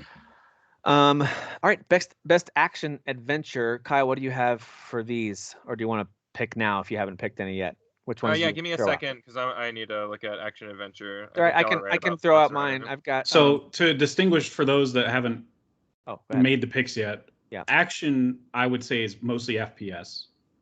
Action adventure is mostly third-person platforming type crap. With some exceptions, because Hades won action last year. Yeah, but it's more like linear, like stories, third-person action adventure. That's what that is. See, like action to me is like Devil May Cry, and then action adventure is Zelda. Like that's how I see those. But they would put Devil May Cry in action adventure. I think we could say. I think we I really do think they argue would. about this forever because I know. I'm talking about. Dude, I will die on a hill when it comes to this conversation. So here, no, I agree with you on like there's a lot of nuance in actually us putting a genre on it. This is more about what do we think they'll do. So I think what they'll do with action adventure, and the 3 that I picked are Psychonauts 2, Ratchet and Clank Rift Apart, and Monster Hunter Rise.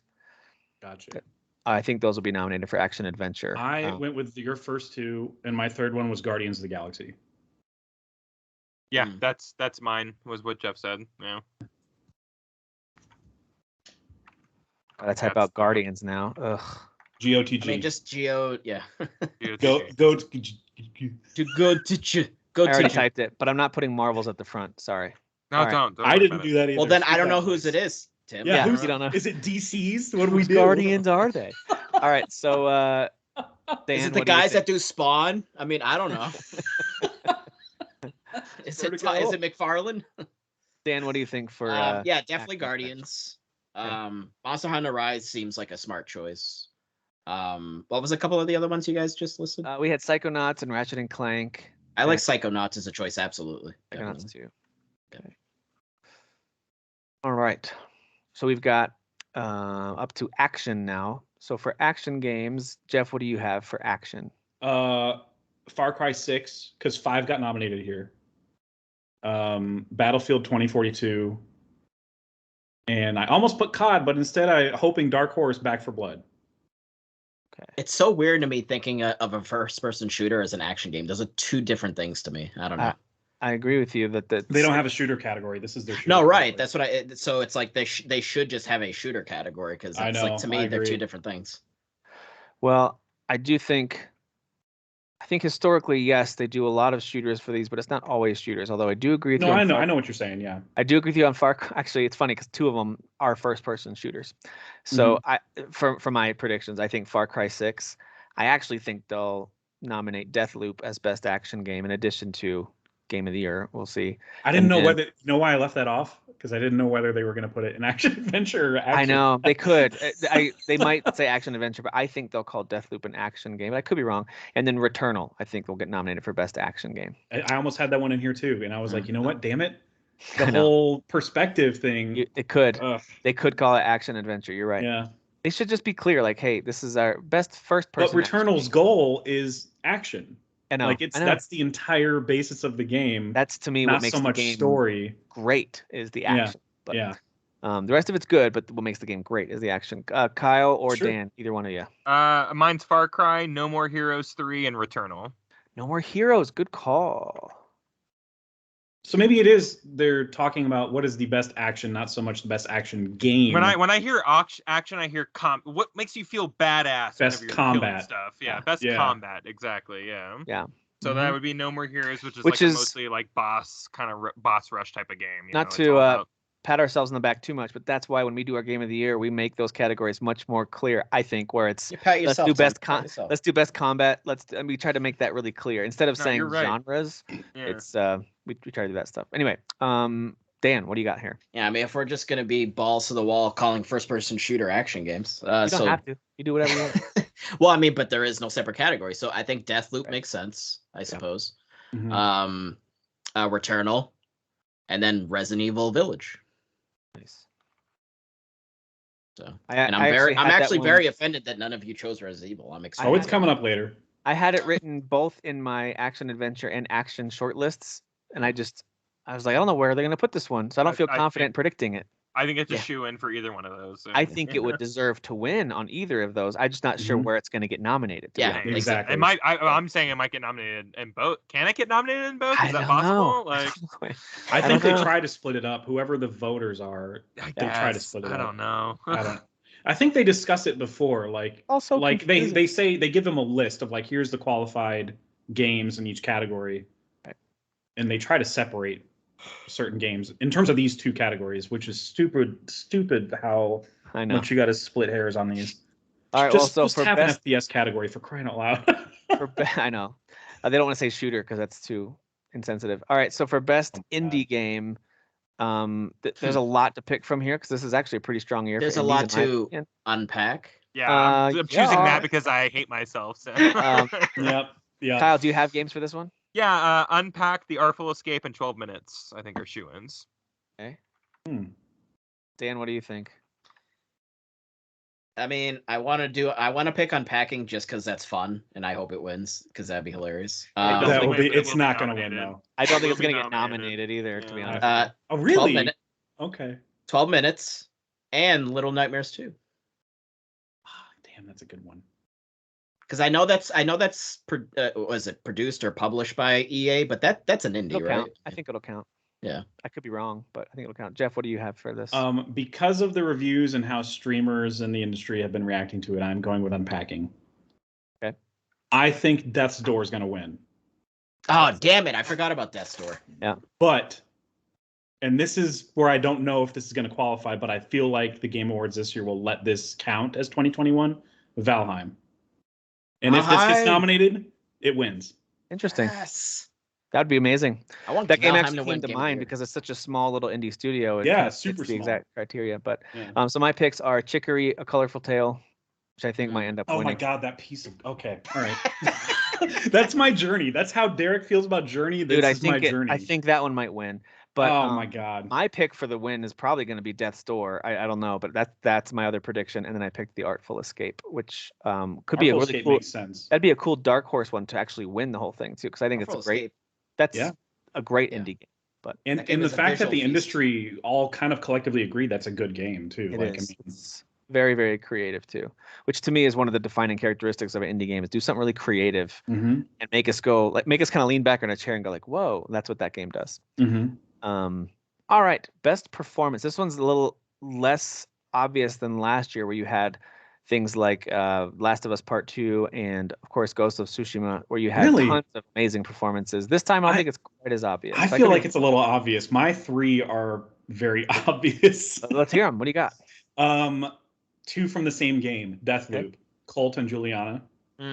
So and El Presidente in Far Cry 6. Should I just put Colt from Deathloop? Yeah, Colt and Juliana from Deathloop and El Presidente from Far Cry 6. Yeah, the Colt and Juliana, the back and forth between those two is like just perfection. Like it's so good. It's so smooth.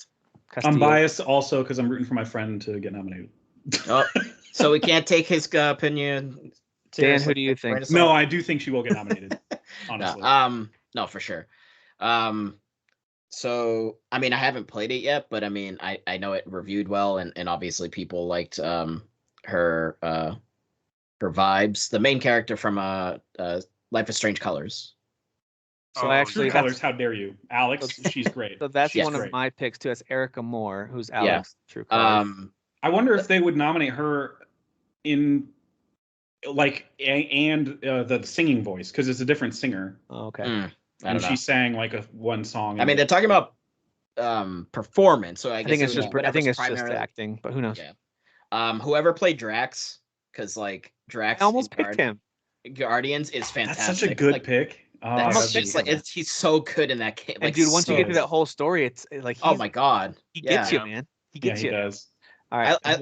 I love just real quick. I love the one random comment where like there's something going on and they're talking. Peter's saying something about like telling them how like they love him or something, and he's like, "I love you, Prequel," or "I'm in love with you," or something along the lines of that. Like, it's like I love this guy. Yeah, and then I think Juliana's slightly stronger, like slightly than Colt over Colt. Yeah, but they're like both like pretty much 10s. Yeah. So. Yeah, that's why I said both of them because their performances feed off each other, honestly. Yeah. All right, what do you think, Kyle? I just said Far Cry 6, True Colors, and Deathloop. If I have to be specific, it's the bad guy from Far Cry 6. It's the lead from True Colors, and it's Juliana from Deathloop. Okay. And we probably do have to be specific because that's how they'll know. I did almost put Alex in here. From no, I think we Life should be specific because I think choosing two from the same one is a valid because I think Juliana and What's His Face are both going to win. I think Last of Us Part 2, I think, had two of them nominated. So I agree with you guys. I think Castillo from Far Cry 6. I think Alex from True Colors, even though I haven't played that game, I just assume she's going to get nominated because I've heard nothing but great things. Dude, she's so good. She's such it feels like a real person. Like, it's just crazy. Yeah. My dark horse nominee, and I have no idea. I'm not saying that I think it's the best, but I'm trying to go outside the box here. Was James McAvoy from 12 Minutes. So that's a good one. I like that. I think anybody from that. Hold even on, Defoe. not Dafoe, Willem. man. How dare not you? Willem. Yeah. Come on. not Willem. So okay, I actually put thought into this because I'm that much of a nerd. I was like, okay, so which one showed the most range? Which one had the most that they had to actually process and present to us in a performance? And I think it's his character. Out of all of them, it's him, and then right behind him, it's Daisy Ridley, really close behind him. And then, I loved Willem Dafoe, but he had a pretty one-note character other than a couple of scenes. That's true. I guess he's just not going to be in the thumbnail anymore. And now James McAvoy's in the thumbnail. No, he's not as fun. James isn't as fun to put in everything as Willem. All right, let's talk about best score in music. This one should be interesting. I'll give you mine first this time. I've got Death's Door, which by the way is on repeat for me. I freaking love that soundtrack. Highly recommend it if you haven't listened to it. I almost went with that one just because of how much you have been talking about it. I love it, man. I love it. I love it. An inordinate amount. I'll be honest. It's probably more than I love it more than it probably deserves. It's so good. By the way, that indie game I just played that you didn't like, that you liked more than me. What was it called? Lost Words. Lost Words.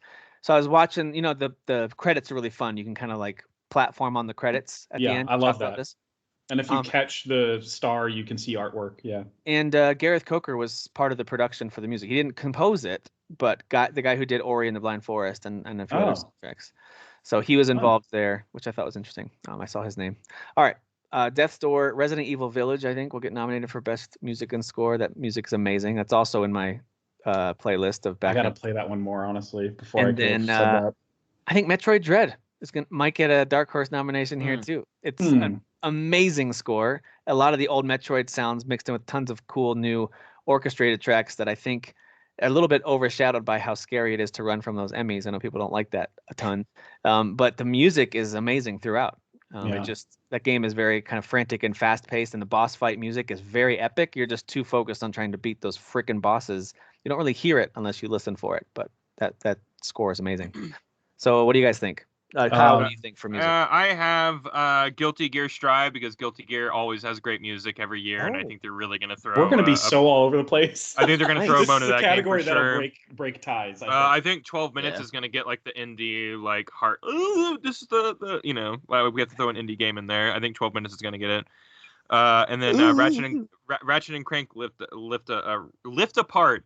Lift me out of here, out of this segment. Rift apart. Yeah, that was great. Dan, what do you think? Okay, hold on. This one I have to think a little bit because I almost said Tails because that's. Do you want me to give you my three so you have more choices? Yeah, go ahead. No, yeah, go ahead. So I'm gonna count music choice in here as well, but I do think the score is really good and very superhero-y and perfect. Guardians of the Galaxy. Yeah. That one is tricky because it has a lot of the licensed music, though. I know, but I feel like choice might. With Life is Strange, I didn't know if I could pick those two. I'm like, have games like this ever gotten nominated before? Yeah. Life is Strange. I thought they did. They did. I actually asked that as a question, not as a. Oh, okay. I thought they did. I don't know, but Kana, I feel like is just one of the best scores. Oh my god, it's just amazing. It's straight up from a Disney freaking movie. It's amazing. That one almost made it for me too. And Tales of Arise, I remember playing the demo, and I played through it a few times, played different characters, and that score stood out to me more than any other game did. So I have to go with Tales of Arise. I think that one's really strong. The Tales score is amazing. Mm-hmm. I actually had kind of end Tales on because I just did a quick list of all the games that had music that I liked this year, and those were both on there. Dan? I think you guys should like just slap that on easy mode and just try to plow through that game because like there's some crazy shit that happens towards the end of that game. It's so good. I do want to see it through. But it's one I want to see through as well. Yeah, I'd like to see it through. Can I pick Nier Replicant because it's like a remake of a game? I had it on mine, but I didn't. Because you can predict whatever you think the Game Awards will nominate. The Nier music is like basically perfection. So. Yoko Taro knows exactly how he wants this game to sound. Like you could also nominate Mario Kart 8 because you like it this year, but they might not. It might not get you any points. And That's why I didn't pick it. I was going points. Well, not. I will pick. And Tim, feelings. I want you to actually type this all out. Nier Replicant version 1.22474487139. So you can write this down. That's how many points I have now beaten all your scores out on Forza Horizon. All right, so Nier Replicant, Tales, and hold on, let me just go through again because there was another one that I was. Bravely Default 2 music is good too, by the way. I've listened to some of that. Man, this is Actually, gonna be a toss. you know what? Actually, yeah, throw that in there because just the main battle theme of that is like insane. Bravely Default 2. Yeah. By the way, I don't think it's going to get nominated because it's still in early access, but I would be thrilled if Valheim gets award recognition this year. And its score is amazing, dude. It makes me feel things. It's so good. Oh yeah. And it's very simple too. It might just be one guy with a little bit of like some kind of padding or violin in the background while he plays the trumpet. As you get onto the open sea, it's just like this. Yeah. I do remember really liking the You feel like a Viking. Game, yeah. You just feel like a Viking. Like really, really good. All right, best art direction. To me, this one's a little tougher because I don't always know what criteria they use. I can take a guess at it. Some of it's because I feel like visuals. Sometimes I feel like it's visuals, but I think they're factoring in actual direction too. I agree. So this one's tricky, but I picked Ratchet and Clank Rift Apart, The Artful Escape, and Deathloop. I think those three are probable to get nominated. Deathloop's a good one. Damn it, I should have gone on that one. All right. So what do you think, Jeff? What do you got for yours? I did actually weigh in art on top of what I think they'll consider direction as well. Ratchet and Clank is an obvious one. It has to be in here from what they were able to pull off on the PS5. Psychonauts 2, just because of the art. And Resident Evil Village, I feel like, is a shoe-in. Oh, all right. Just because of, the direction, the longevity of how long that project's been around and stuff. Sometimes they throw it a bone for like visuals in that game are amazing. And because the visuals are amazing, yes. It's got a very strong style. Kyle, what do you think? Artful Escape, Ratchet, and Scarlet Nexus. Scarlet Nexus. I think someone's going to throw a bone to that one. Good pick. Damn, that would have been a good one for action or something, I guess. I don't know. Oh, that would have been a good one for action. Yeah. Or adventure, I guess. I don't know what. Are they going to have a Ching Chong category? God damn it. God damn it. That's got to get edited. Can we have one? Can we have one in our... That gets to stay in? It's getting so late. I'm getting tired.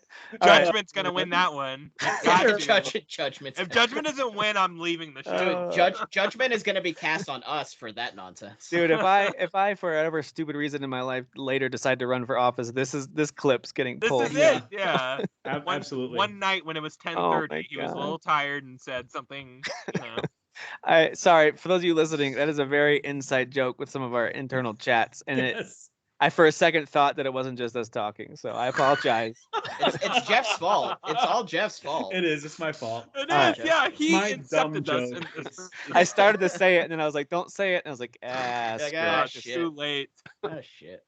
You could just censor it yourself. I mean, no, people aren't watching. No, we've talked about it too long now. Yeah, I know. All right, Dan, go ahead. All right. Best art direction. What do you think?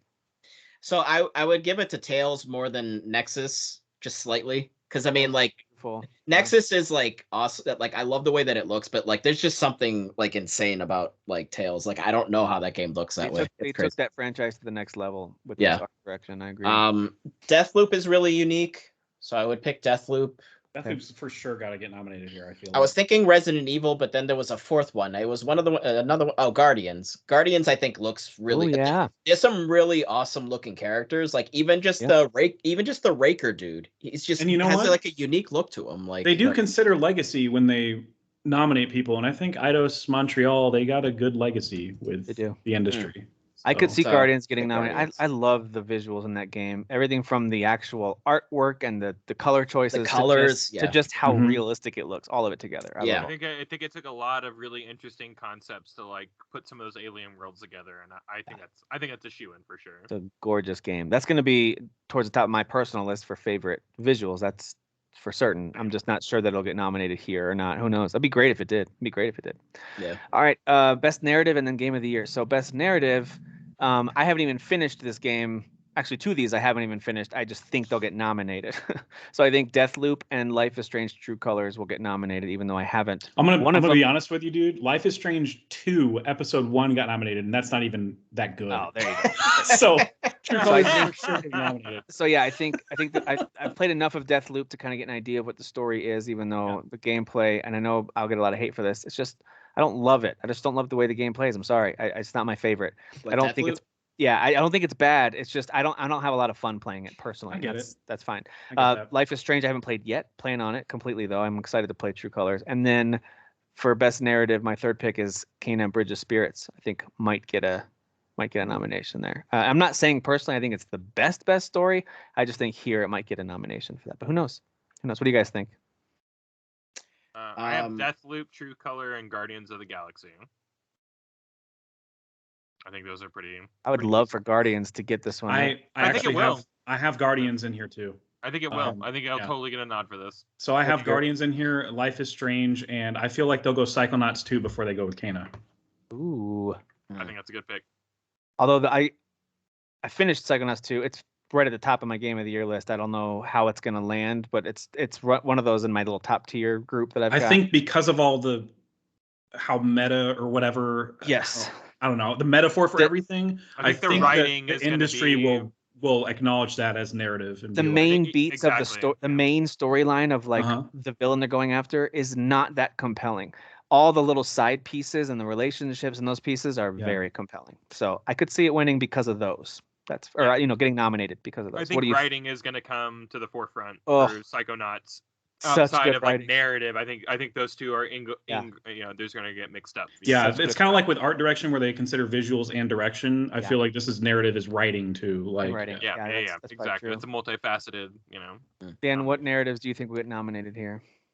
So Guardians, surprisingly. I know, biggest shock of the year. Yeah, shocked. No one thought we were going to be talking about the same because like you guys think the Game Awards, all three of you think it's going to get the recognition. Like I agree with you that it's one of the best. I think it's so easily going to get nominated for this. Okay, yeah, I hope so. I hope so. I want to pick Tales just because I'm rooting for it. Yeah. I feel like it's just because it's an RPG and it's so long. People are like, oh, it got bogged down. It's like that has a fantastic story. I think people are going to vote for that. Yeah. So you want to pick that one? Yep, Tales, and then I feel like Life is Strange is a good choice, but you guys had said another one a second ago. What was the one that's Psychonauts 2? Psychonauts. Thank you. Yeah, or Deathloop. Okay, I think Deathloop is like a shoe-in. People love that game so much. I even like it a lot, but I don't love it on the level of masterpiece column. No, the one that just missed my cut for what I think will get nominated is 12 Minutes. But the more I thought about it, the more I was like, I don't know if they'll nominate that just for narrative. I think there's too many loose ends for the industry as a whole to agree to nominate that. That's what I'm thinking. It's a little too discombobulated. Yeah. For them. For me, it was perfectly discombobulated. I was very much on board with how discombobulated. Oh yeah, Willem Dafoe can discombobble us all day. He can. Absolutely. Dan, what do you think for Game of the Year overall? What do you think will get nominated this year? All right, so trying to think of maybe a mixture of like what I want, but like. And I also try to think of ones that I think are smart picks, but also right. I wanted to beat you guys in the overall score, so I'm just trying to pick some that are like unique as well to maybe give me a leg up with some lucky pick. So I got a unique one in there. I want to pick Tales because I think Tales really does deserve to be acknowledged. Tales of Arise. All right. It was excellent. Guardians also I think should be acknowledged because again, I think people didn't expect or still aren't expecting because they haven't played it yet. That it's excellent. And then Deathloop because that just seems like an obvious one. That's an obvious, yeah. Okay. All right. I have Deathloop. I've got Psychonauts 2, and I've got It Takes Two.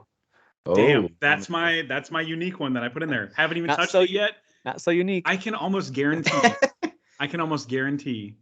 It Takes Two is going to get nominated in this one. I think it might. Win, but based on what everybody's been saying, and like God, I gotta. It is Can we really play fun. it, Jeff? Are we ready yet? We gotta play it, Kyle. Hey, I have it. We can. I've got it too. It takes 3. But Dan, here's the thing. It takes 4. It takes 2, dude. It takes 4. Yeah. All right, so you've got It Takes Two, Jeff. What else do you have? Deathloop, and I think because of how much the industry loves Insomniac, Ratchet and Clank. Yeah, sure. Yeah. Mine's RE8, Deathloop, and Ratchet. They're safe. Safe. If there were any justice, the reason that we even made predictions is because we were all talking and saying if there was any justice in the world, Forza would get a nomination. And then none of us chose it. And then none of us nominated. Yeah, because we know the industry's not going to pick it for Game of the Year, even though they should. Keep in mind, just as a reminder for ourselves and for anyone who's still listening to this after my horrible joke earlier, Forza Horizon 5 is likely to be deep into our conversations of Game of the Year when we get to that. I can't imagine it not being somewhere in that final top 10. I don't know where. It's not we'll see. Yeah, exactly. But I don't think the Game Awards are likely to nominate it. They might, and I they'll think that'd just be see great the if they category do. for it, the racing category, and just go, oh, this is the Forza category. They'll give it best sports and racing, and but you know what's forget about it crazy for everything else. is as I'm playing Forza, we can go ahead and shift into stuff we're playing. So there's our predictions. We'll grade it out next time. So for stuff we're playing, as I'm playing Forza Horizon 5, I wanted to mention this before I get some of your guys' thoughts on that and other games. This doesn't feel like a racing game to me. This almost feels like an open world, in a way, RPG, action, puzzle. Like it's got all these elements in addition to being racing, because there's all these extra challenges. You got to pick the right car. It's like GTA minus the like people walking around. This is why they gave these guys Fable. This is why they gave them Fable. Yes. They're like, dude, you guys are onto something here. They've created a vibrant world with so much. Like you can't drive more than like half a mile without something to do, something to see, some jump to hit.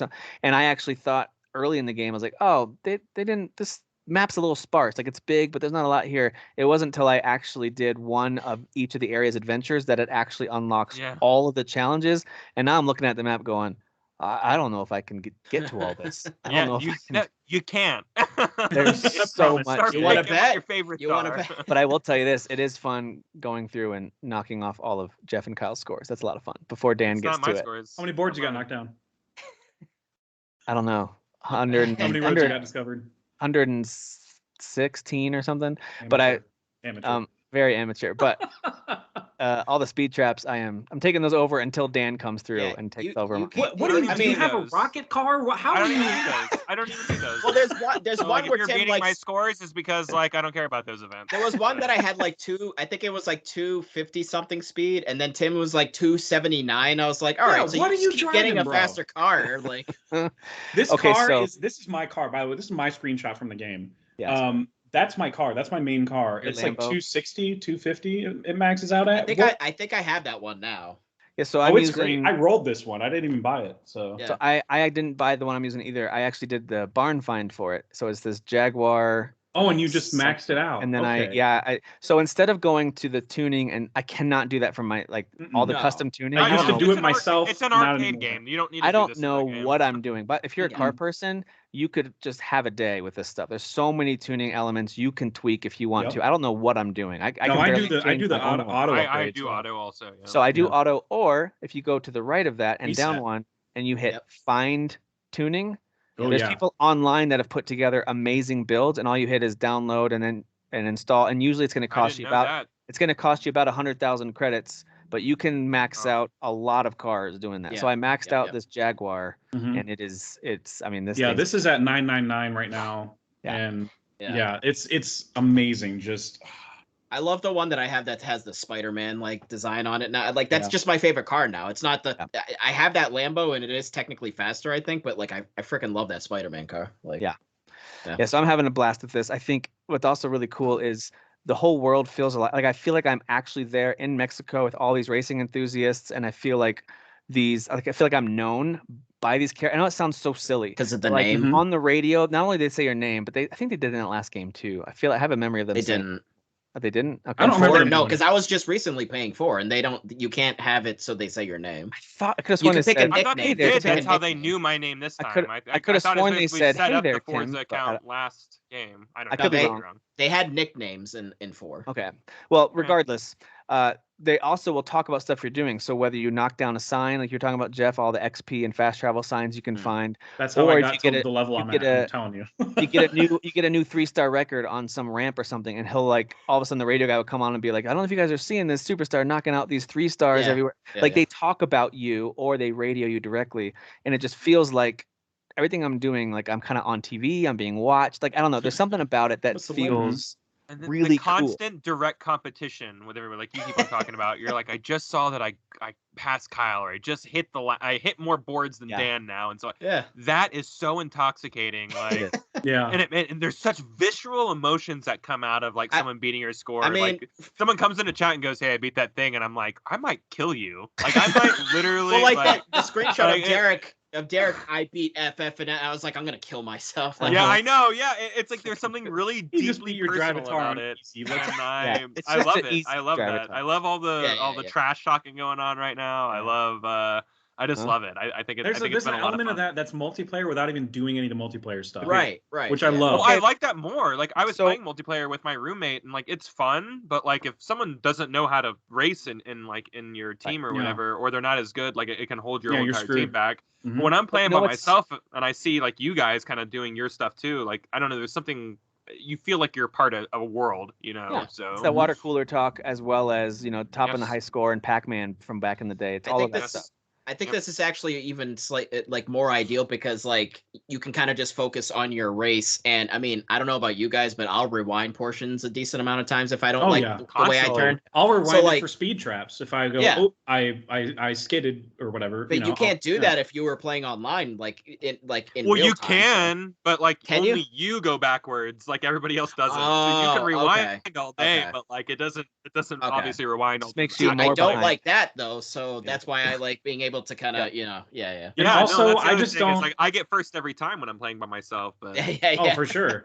Yeah, I'm never gonna race. What's cool is if you do finish first a lot in a row, then it will prompt you like, hey, you're doing this pretty well. Right. Do you want to up the difficulty and get more rewards for that? And so I did the first time. So now I'm doing like I guess it's the above average ones or whatever. And then it asked me again, and I was like, I don't think so. I'm good. I think I'm good. I'm on advanced. I don't need to be humble. Yeah, so like I'm 3, but you get a lot of money, guys. So it's worth it. If you guys are slaughtering these racers, like bump it up because like you get a lot of money. Yeah, it is really cool. I did do. They have all these extra things on the map that I couldn't even explain all of them to you yet because I haven't tried every event type or every challenge type. Some of them look like I've tried a couple player created ones. I think one of you mentioned last time the Jurassic Park one that I tried that one. That was cool. I need to try some of the player created because that's where the variety is. Yep. So some of that's really neat. And then I also there's the Horizon Arcade. I don't know if you guys have done that yet. There's these big pink circles that will show up. It used to be called Forzathon in 4. And they still have Forzathon points that you can earn from doing those. Yeah. And so there's a bunch of things you can do. I failed 2 of them because there just was only 2 of us trying to do it. And you have to hit a group score of something. And so one of them we failed. And I'm really bad at getting high scores on drifting. Like drifting I can kind of handle. But I mean, anybody that tells you they can are lying to you. Yeah, it's very challenging. Like you have to essentially be really smooth at just going from drift to drift. You kind of have to snake your way through the area and then turn around and then do it again. And you have to take out tree. You have to do all kinds of stuff. So we couldn't quite get the score needed there. But then another time, this is just random players that decided to jump into the arcade that was nearby. Yeah. And so then we jumped into the arcade. What was actually just stay there and wait. It was actually at that airfield, and we just had to go through bullseyes that were set up, and you had to just go through them in order. I don't know if you guys have tried this one yet. Some of them are up in the air. You have to hit a jump to try to hit it, and then it just tallies your points. A bullseye is 1,000, the next ring out 750, and then 500, then 250. Okay. And so there was like 3 of us that were just doing this loop around the airfield, hitting the bullseyes as much as we could, and it tallied all the way up, and then it jumped right to the next stage of the arcade thing, which was now we have to tally a certain number of points from our long jump. So I did a long jump, got points, and the next 2 guys both did horrible jumps. And I was like, well, we're not going to get this one. And we didn't get that one. But I could see how this is a great way to, like, whether it's pick up and play with strangers like I did. I didn't talk to them at all. We were just there, and we all started trying to tally up points. Or I could see it being a fun, like, hey, we're all playing together. Let's all go to this arcade thing and knock out. See if we can get through all the stages of this arcade. I think that's a brilliant game design. I think it's really, really well designed. Yeah. There's actually not much of this game that I think is poorly designed, if anything at all. My kids were a little disappointed that if you go too far in the ocean, it just resets you back on the road. What did they think was going to happen? I don't know. To a boat? I don't know. They wanted me to like become a boat and go submarine or something. Submarine, but Spy Hunter. Yeah, it's not Spy Hunter. Should be. But I was listening to still one of my favorite gaming podcasts is Game Scoop. I still love Damon and I love 20 Questions. It's just a fun conversation, even when certain people on the show sometimes annoy me a little bit. Which ones? Is it? Maybe. I mean, you know. But I will say, I was listening to them talk about Forza Horizon 5, and they all were loving it. And even Damon, who's never played a Forza game, like they're all just having a blast, kind of saying some of the stuff we're saying about it. But then Justin gets on there, Justin Davis from IGN, who is, and he's loving the game too. He's absolutely loving it. But then he starts describing what I think was just a horribly inaccurate version of the game. Because he was saying that in a game like Gran Turismo, there's clear progression. You start with crappy cars and crappy skills, and then over time you build up. And I believe him. I believe that's how those games work. And he said, in this game, there's not really a sense of progression. You get there and everything's open on the map right away. You don't really unlock things. I'm just going like, dude, this is so wrong. This game. These aren't even the same type of racing genres. Like one's a simulation and what does it give you? Like maybe 24 items on the map to go for at first, and then as you unlock stuff, it opens up a few more dozen, and then a few more dozen, and also you unlock things like every minute in this game. It's asking me to spin another wheel or unlock a new present that I got from doing all these whatever skill things. Justin's a clown. Justin. That was really play Hearthstone. So if anyone's listening to this and if you're like, well, I just want to feel a sense of accomplishing something, this game has that in spades. I mean, there's so many ways that you can feel like you're, in my opinion, you feel like you're advancing. You're unlocking another car. You can tune it up. You can hit a new record on something. There's so many things. I'm personally not into racing games really at all. Like me neither. Like the most I've ever liked a racing game was like Need for Speed Underground, because I like decking out the cars. Like I'm just a big fan of like doing that. But otherwise, like I've never actually been into Gran Turismo really, except for like maybe the first one back in the day, or no, the one on PS3. Sorry, what was that? 3, Gran Turismo 3, I think. But otherwise, I don't know. Just never. I'm not sport. PS3 is sport. But yeah, I've just never been into racing. But this is it's super fun. Because it's just, again, it's that openness, and then there's all those things to do. It's that's why I don't think I would like the Motorsport Forza series. I don't like that sort of like kind of more strict structure. I still play them just because of how gorgeous the game is, and how some of the cars drive and stuff, and the tracks are really they're singular tracks and they're real tracks. So it's like these are tracks that, like, if you watch professional racing, that's like, oh, this is Le Mans. All right, right. So the idea is like you have intimate knowledge of these tracks, because not only have you been playing them 100 times during this game, but you played them 100 times across every entry of every game in the series. So like them like the back of your hand. That makes sense. Mm-hmm. This game, it's all about like, I don't know what's coming next. Am I turning left or right, or like it's kind of, and I feel like it's an adventure. It is. It makes it feel like this really fast paced, interesting. I don't know, immersive thing where like Tim, like you were saying, like you actually feel like you're in Mexico. You actually feel like you're somewhere else, like not just like racing. Well, that's the draw of this game, is the exploration, the sense of exploration I get when I play Red Dead Redemption 2 or Assassin's Creed or any of these my open world action games that I always love. This has that same, at least at its core, that same sense of satisfaction of unlocking a new area or exploring a new mountain pass or something. Like it has that same feeling of adventure. Even like some of the missions or events, it's like, we're gonna go race down a volcano. I'm like, yeah, dude. Or let's do hell yeah, brother. I remember when it was like the Buggy and the Beast, where you're going against 2 monster trucks. Yeah, 2 monster and trucks. I thought like, well, this would be pretty easy, dude. It's not only is it difficult, but it's fun. Like it's crazy. They're like crashing across the course as you're going. Like it's just super epic. And it's and you're going down a big. I think that's the volcano.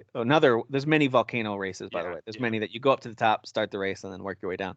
Oh man, the last Trailblazer is the last trail. It's like a 20-minute Trailblazer, and it's and you're just all it says is here's the end point, and you start going down the mountain. And you're just flying. It's like just get to the other side of the map as straight through it as you can. And like you're going through trees and rivers and it's amazing. It's 12 miles away. Get your best off-road car or whatever. Most of my off-road cars that are good are like 7 on the off-road scale.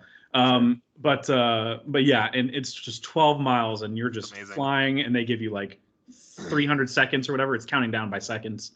That was epic. That was so cool. Some of the other races are like, some of the other final races are 15-20 minutes. And there was one that was 28 minutes long. It's almost 30 minutes long. I haven't played it yet, but I've unlocked almost all of them. I think there's one called Goliath. I assume that one's a long race. That's the longest, I think. Yeah. Oh, is that the one that goes? It's along like sort of the coast a little bit, maybe. It's pretty much. I think I accidentally just did that one, or no. Okay. Yeah, because you don't know until they tell you it's a big track, and you're like, okay, whatever, just start it. Numbnuts. If it's the whole thing, then I didn't do that one, but it took a while.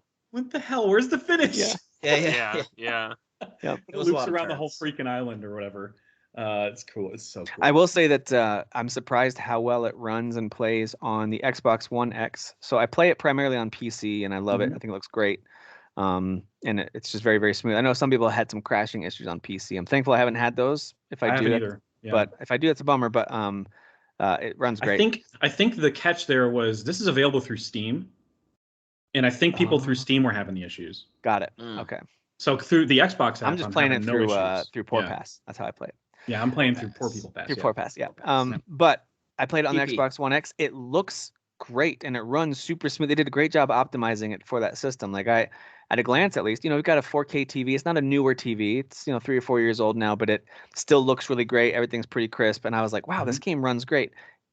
The problem is whenever you load anything, even if you're going just to your garage to change cars, it just takes that many more seconds to load something. Or fast traveling takes forever. Even starting a race it was probably close to a minute of just watching my guy dance on the stage while we waited, and I was just like, dude, this is notable. Dances, Tim. Okay. This is notable because on the PC, and I'm assuming on the modern consoles with their SSD drives and all that stuff, and I've got it installed on SSD on my computer as well.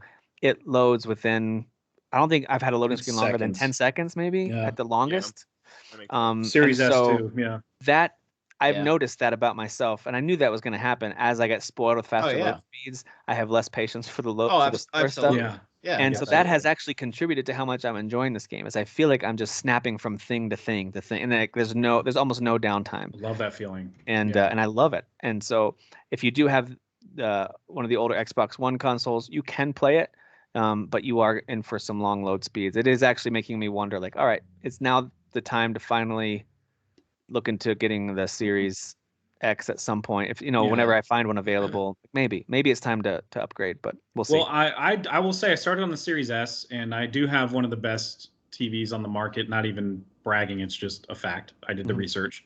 With the Series S, there were still some things in the quality that I was like, this would look more crisp on PC probably. Gotcha. So I switched to for sure. it still looked great. It was just some finer details that I was like, this would probably look a little better on PC. So I switched to PC, and I'm running it. I had my graphics card optimize it, so it's a little low. It's like medium. If you had to pick a preset, it's like medium a little bit, but it's still full 4K resolution HDR. I think ray tracing is disabled, but even with all that, I mean, this is a screenshot from it. It still looks great. It still looks freaking amazing. And some of those graphical qualities I was missing a little bit of from Series S, it looked better like right away.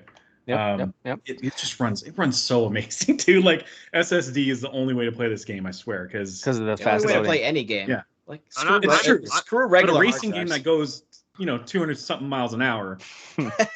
You don't want to. I'm playing it in quality mode on the Series S, and I'm not getting any like frame drops or anything like that. No, I wasn't getting any drops. There were just some things like draw. No, but I was just surprised because there's a whole other mode, obviously, that's for like, hey, this is this is performance, and I'm that's like, the one I mean, is that even smoother? Because like what I'm experiencing is incredibly smooth. The 60 frames is fantastic. I mean, it's so good. 60 frames looks good. I'm basically Derek now with frames, because he used to talk about it all the time on PC games, and I'd be like, I don't really get it because I didn't have anything that had 60, and then like that first time I played Spider-Man, I was just like, screw 30 frames. I don't care. So we're at. I don't care anymore. Kyle beat the campaign offerings. Like he reached the Hall of Fame, and you moved on to other games we're going to talk about, right?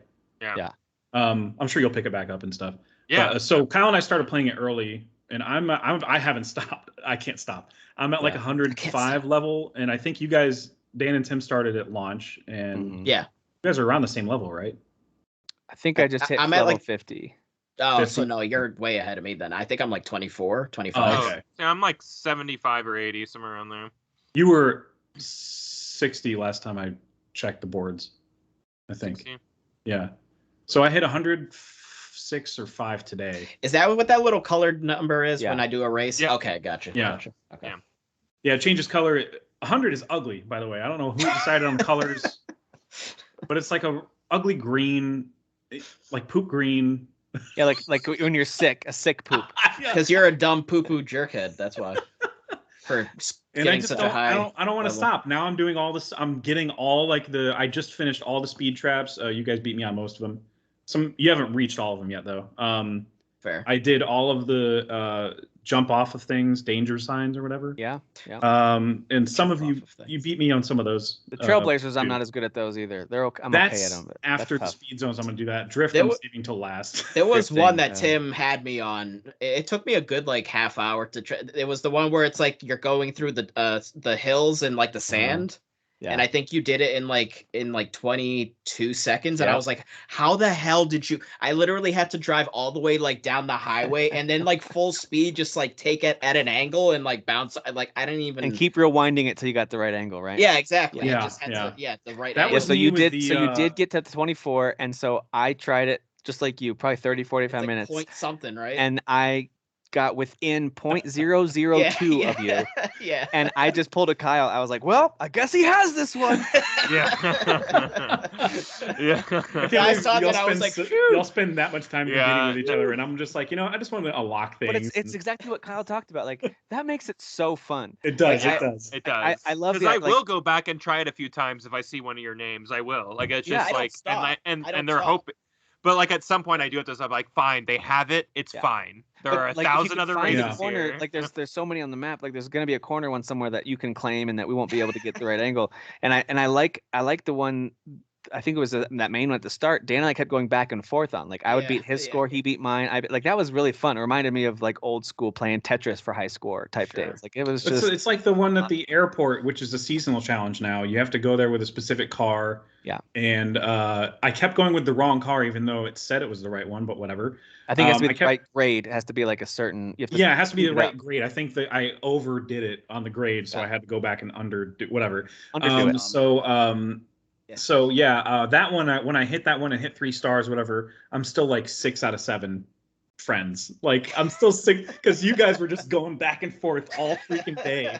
And even when I was doing the ramp, I was in multiplayer mode, so I could see there were already 8 players up there just going back and forth doing the ramp. And that's one where I just kept rewinding because I kept hitting it off and then landing horribly and going upside down, and that fails right away. Yeah, when I hit the ramp, knowing that I was finally gonna take the top score, and I hit that, you could just kind of tell like the trajectory. I was like, this is gonna do it. And as I hit that, I actually did the Jim Carrey thing. I was like, oh! Like I knew that I had it. I was like, whatever, Tim, you got the faster car. You got the faster car. It's fine. Whatever. I know. As soon as you said that, I was like, that's his way of not saying you're not that good. It's just your car. That's what it was. It's just I have all the barn finds. So you said it's a Jaguar that you've been using mainly? Yeah. Okay. There's some really fun barn finds. Some I'll of have the barn to look finds at are upgrading them. Yeah. It was like the Jaguar XRS or something. I think there's only one Jaguar. Yeah. And that one's. Some of those are pretty fun. Some of them are like these dinky little just collectors type cars. Yeah, never drive. Yeah. I've actually gotten into them because it's just funny to go real slow for a minute and like, okay, I'm like done a with truck this. or something stupid. Like, yeah.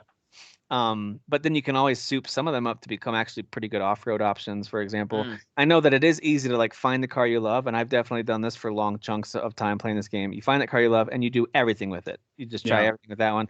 But that's then me with this now. Before this, it was a Lancer that I fully upgraded, and it was great for off-roading. I have that one for a lot of things. Yeah, I mean, even I just, when I loaded it onto the Xbox, I actually got a few of the cars that Derek had apparently gotten as a pre-order bonus or something. So there's a couple cool ones. One of them looks like the Batmobile almost. Just looks really cool. It's not the fastest top speed, but it's got great control. So it's just fun to. I've been driving around using that one for. That's why I went with this one. You don't ever have to use the e-drift. You just turn and it drifts perfectly. The handling is just 10. It's great. Beautiful. Now I know this isn't like a super simulation version of racing, so some of you who are purists, maybe there's elements of this that you're going to roll your eyes at. That's fine. There are games for you out there. It's supposed to be so. But this to me has that right balance of it. Feels like the physics feel real enough, and it's still very arcadey. It changes when you tune your car too. Like drive your car at a B, then upgrade it to an S1. Tell me there's no difference. Like there are. Right. There are actual like stats and like things. That's the thing with the Lancer, Kyle. Like the Lancer, it starts at like the lowest grade, and I was racing it because it was one of my first 5 cars or whatever, and it was like fine, it was great, and then I upgraded it a little bit, and it was even better, and then after that I was like S2, whatever, 100. Let's take it all the way to the top, baby. It's a very multi. Like you can street race with that thing, you can off road with that thing, you can. It's good for every event, so that's a good starter car. All right, so let's hear about anything else you're playing you guys want to throw out there to wrap things up, and I'll just kind of extend that offer to anyone who wants to chime with stuff they're playing. I did play a little Battlefield 2042, but really only played the opening AI match. I have to go turn off crossplay is what the advice I was just given by Jeff earlier. I haven't done that yet. But we've got 10 hours to play on that, which is awesome. Since I've got Game Pass, you get 10 hours to try that out. So I am going to play some more of it. Other than that, it's been all Forza for me. What are you guys playing? I finished Metroid and Guardians, so the same weekend because I'm just awesome like that, pro gamer. Mm-hmm. Just both excellent games, dude. Was it Ravenbeak, the last boss of Metroid? Dude, fuck that guy. Like seriously, like what the hell? Like, are you kidding me? Dude, my son has beat that game on hard twice now. So wow, serious? Yeah. Twice? Oh my Twice. god. Jeez. Mm-hmm. All right, he's gone through it twice. So he's kind of a Metroid fan. He's a new Metroid fan. And it's just funny because he's not nearly as much of a gamer as his twin brother is, but this is his game. So Metroid and Guardians, 2 very different games. But like both excellent in different ways. Mm-hmm. So, and then you know what? Shout out to Distant Worlds, the show I just came back from. What specifically Final Fantasy VII Remake orchestra show. It's just fantastic. If you like Final Fantasy music, it's specifically they do their live renditions of the songs. But if you've played enough of the Final Fantasy games, you know that some of the songs just aren't straight orchestra. Like there's guitar parts, there's like kind of electronic, synth stuff. So them trying to kind of like change those parts to like kind of fit the structure of just an orchestra is really cool.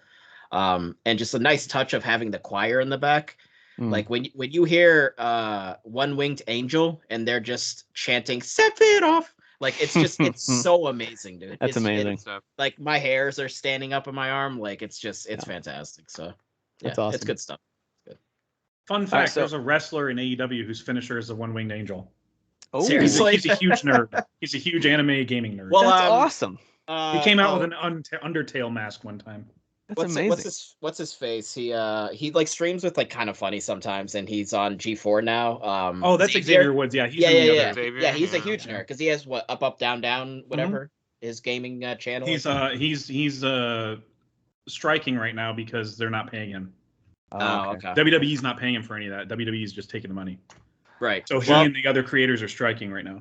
Good. We had some classic games get the remake, remaster, or just re-release in some cases treatment. So any quick hits on the Grand Theft Auto trilogy, Skyrim, or Knights of the Old Republic? I had the quickest hits possible on the GTA trilogy because I diddled the shortest diddle I've ever diddled on GTA 3 and Vice City and San Andreas. And I will say of the 3, San Andreas was the one that played the best. But they all kind of have like the same. It's like they took whatever mastering formula they did and remastered it for all 3. And it's PS2 graphics, but it's like the edges are just smoother, basically. Sure. And the driving's a little better. In 3 and Vice City, the driving's a little bit more rough, especially coming from Forza. Where when you try to brake and turn, it just doesn't happen. You have to hand brake and turn.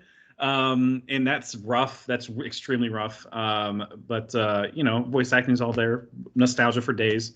But San Andreas was the one that I was like, oh wow, this still plays really smoothly. Like I could play this entire game without batting an eye at the fact that it's a PS2 game, basically.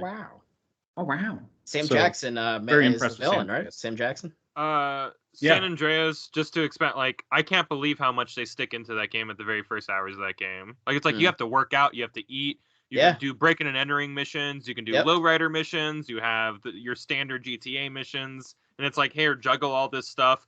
Oh, this is just the first city of like 2 other major states and cities like in this game, and it's like it's crazy. Like it's one of the most ambitious open world games I've ever played, even to this day. That game was a wonder when it came out. I was like, how did they do this? And in many ways, 4 and 5 is a step back, like mechanically speaking, like the amount of things you can do in these games. 4 definitely I love is. 5. Right? Yeah. Come on, guys, right? No, but 4 and 5, like they're kind of a step back, like with how much that you were doing. Less RPG elements. Yeah, way less RPG elements. And so like picking this game back up, I'm like, I'm actually gonna like play all the way through this game and beat it. And in chat, I've been telling when I started it up, I was like, oh, I think I want to finish this. Yeah, and like whereas 3 in Vice City, I'm just like nostalgia wants me to finish it, but yeah. And Jeff, you kind of agree with this, but you and I were kind of like, this game sucks whenever it came out originally. Yeah. and I knew I would have this like revelation. Yeah. I'm replaying it. I'm was like, my favorite one. Amazing. Well, yeah, three was one of the first like truly open world games as we know them today, and so it is. So I remember the term going GTA up. clone. I was either on a top of a bridge or a building. I can't remember where I was, but I remember just getting rocket launcher and guns and just opening fire and building up my 5-star like wanted rating and like. I just wanted to see what happened. That was a game of experimenting because nothing else did it. It was a pass the controller game too. Like, okay, I got a 5-star wanted level and lasted 5 minutes. Yeah, the army. Now you do it. You know, Vice City was just a much better version of that, much more colorful, like, and actually had an interesting story to tell. I didn't think the GTA 3 story was all that great, but Vice City was interesting. No, it was as bare bones as possible because it was like their first time doing something. Exactly. Like Right. And then San Andreas kind of did all those things and then expanded it to this massive world where now you can go off in the country and like jump off mountains, and it was crazy. And you can. I didn't even get that far the first time I played it. Yeah. I just got several hours into it before I was like, since for me it's dumb, so much to do. Ugh. I don't. It's so much. Yeah, I don't know what my problem was. Yeah, I think it's one of the it's one of the pillars of like open world. Like I think we're still trying to achieve stuff like this, to be honest. Yeah, it was just such a stark difference from Vice City. Vice City was small, like being a more contained Scarface story. It starts off right off the bat, where somebody that helped you get do a drug deal or whatever is the one that backstabbed you, and it sets it up right in the first 5. You don't even have seconds to breathe. You're like right away, you're in the thick of it. But this map is much smaller. It's like two parts or whatever. Two islands. Like, it's one island and another island. It's like rectangular shape, right? Yeah. Much like GTA 3 is. It's only like 2 parts of the map, but GTA 3 is obviously much smaller. But yeah, just the driving handles the same in both of those games. San Andreas handles way freaking better. I'm impressed that Xbox secured that one. They made the right call to secure that one for Game Pass. Yeah. Well, anybody playing some Skyrim or Knights of the Old Republic, which just came out on Switch? Can't wait to play Skyrim. I put a little time into Skyrim. There's a lot of new content. It's really cool. It looks really good, and like it just feels like everything feels snappy now. You know, maybe because I think the frame rate's higher. I don't know. Yeah, could be. Kyle, actually, I propose we do a Chocobo Central episode about Skyrim because I'm sick and tired of this nonsense. This people like shitting on Skyrim now because they've released it 13 times. Like, they've released it that many times because you idiots keep buying it. Which I will be one of those idiots. But it's literally one of the greatest open world games of all time. That's why it keeps coming out over and over again. There's an echelon of games that are Skyrim, GTA 5, Minecraft. I mean, there's just an echelon of games that are just above in terms of sales and being worth a re-release. Like they just it's worth it for them. Now there's fishing, guys. Come on. Yeah, absolutely. Come on. It just looks good. It feels good. I started from the very beginning because like I loaded up my old character and I was like, I don't know what the hell is going on here. We're like Jack Sparrow. I was like, let me just make a mage because I've never done that. You know, let me do that real quick. And I was like, oh, this game is just, and it's still pretty. Like it's still a pretty game. Like, you know, I know it's got like that like dopey looking like NPC, kind of thing to it, but like it's a good looking game. Like when you're just looking at the vistas and stuff. Highly recommend it. It's worth the $20 if like you're just a huge fan, you know, and just kind of want to like wet your beak a little bit. So it's what, $50 for the anniversary edition, but if you have the special edition, it's a $20 upgrade to that edition. So I like a lot of content, like a lot. It's quite a bit. So that's super cool. But seriously though, I think because I want to get the upgrade, Kyle, and then just play it a little bit. We can do an episode of that and just kind of discuss. So I would love it. Yeah, it's one of my favorite games of all time. I love it. Hey, listen, speaking of RPGs, Shin Megami Tensei V is reviewing amazingly. I've seen a few first impressions from some friends in the group. I think Kyle, you got this. Dan, did you get this one too? Not yet, no. Okay, but Kyle, you got it? Yeah, I'm 2.5 hours into it, and I think it's amazing. If you just like throwback like turn-based RPGs, it's great. It's super moody. Is it like other games that are part of big franchises where you can just jump in, you don't need any previous knowledge? Yeah, no. Every game is about Tokyo getting destroyed and like you as a teenager trying to figure out why. But I don't need a recap of 4. No, I don't even think like I think there's like a side mission where like the character from 3 comes in, but like these games aren't connected. That's just fan service. Just like Final Fantasy. Yeah, exactly. So like, and it's super moody. This game is super moody, and like the art design's awesome. Like the monsters that you're fighting and recruiting like Pokemon are like very fun.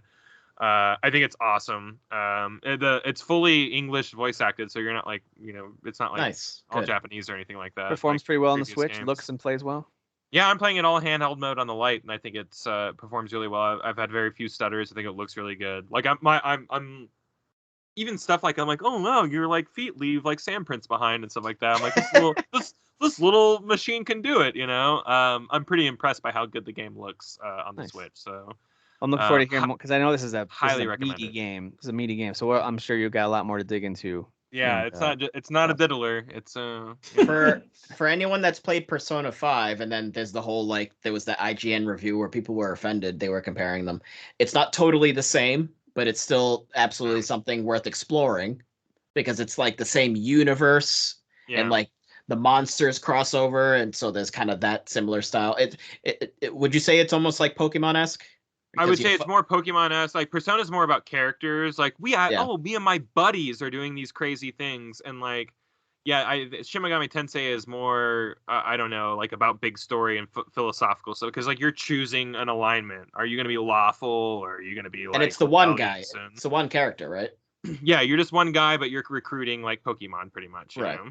Like you are in Persona. Those are the things that carry over. But it is more of a team-based RPG. Persona is versus. Yeah, exactly. Yeah, and like characters are not really a thing in this game. They really have never been. Like you're gonna have people that are familiar, but they're just kind of like, yeah, I'm here. Gotcha. Again, it's more about the greater philosophy of the story and stuff like that, about the greater like good versus evil type of stuff. So bigger scope story. All right, well, cool. Well, looking forward to hearing more about that one too. That is one that I'm like, oh, should I get this? So we'll see. It's possible. But as we wrap up, one last quick thing. See if we can just do a quick hit on it because we're at 2 hours. I want to hear about Red Notice. The bottom line is I want to know, is it worth my time? Because I am going to watch the Western that was recommended. It's on Netflix as well. I'm planning on watching that this weekend. That movie rules. And I know, where should I set my expectations for Red Notice? Are we talking like the 6 Underground or whatever that one was, which I thought was pretty disappointing? Is it in that same vein? It's more in the vein of Ryan Reynolds was in that too, wasn't he? It's more in the vein of 6 Underground than something like The Harder They Fall or even Extraction. I liked more. I liked Extraction. Oh, it's that one with The Rock. Okay. Yeah, The Rock and Ryan Reynolds and Wonder Woman, and Gal Legs and yes, yep, there it is. Gal with legs. Yes. The Gal legs and expectations set appropriately. Yes, expect it to be like lighthearted the Netflix fluff. action movie that you anticipate from a Netflix action where they just throw money at it, and it's just action for no. I mean, there's a reason behind the action, but it's not a weighty reason for action at all. It's just like, look at all these set pieces. The movie. And there's some witty banter during the fights. The biggest yes, there is actually. There's some moments. It's still entertaining. Like it's not like.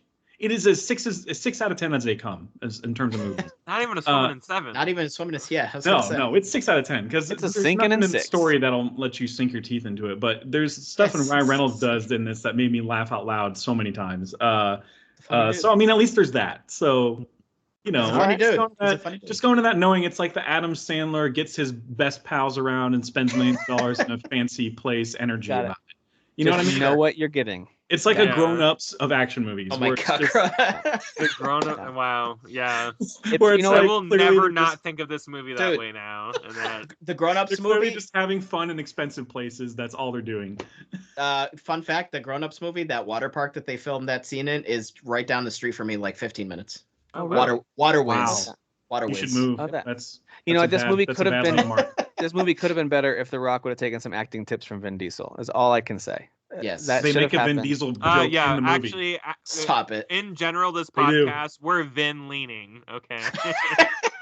Family first. Brock, come back to the Fast 10. Family. Come back to the family, Brock. Don't be Come on, man. We don't have a story. Quitter, Rock. Come on, baby brother. What does he call him? He call him baby brother. It's like Uncle Dwayne. I think he just needs to invite him to Olive Garden and then they can talk about family. My kids call him Uncle Dwayne. Yeah, Uncle Dwayne. Liar. I like this is the most down. Like I can see how down you're talking to him right now, and like he can see it too. Which is funny because Rock is way bigger. Yeah, he is. Literally and figuratively. Exactly. Yep, You got it. Financially, every way possible. Money-wise, popularity-wise. Literally every fiber of his being is bigger. Yeah. Yes. All right, guys. Well, thanks for the chat this week. We'll see how we do with our nomination predictions. I'm assuming they'll come out late this week. It could be early next week. It just depends. Yeah, last year it came out like pretty much next week. Current time. It was like the 18th or something like that. Yeah, so it'll probably be Friday. I expect them this week, and then ceremony is on the 3rd, I think.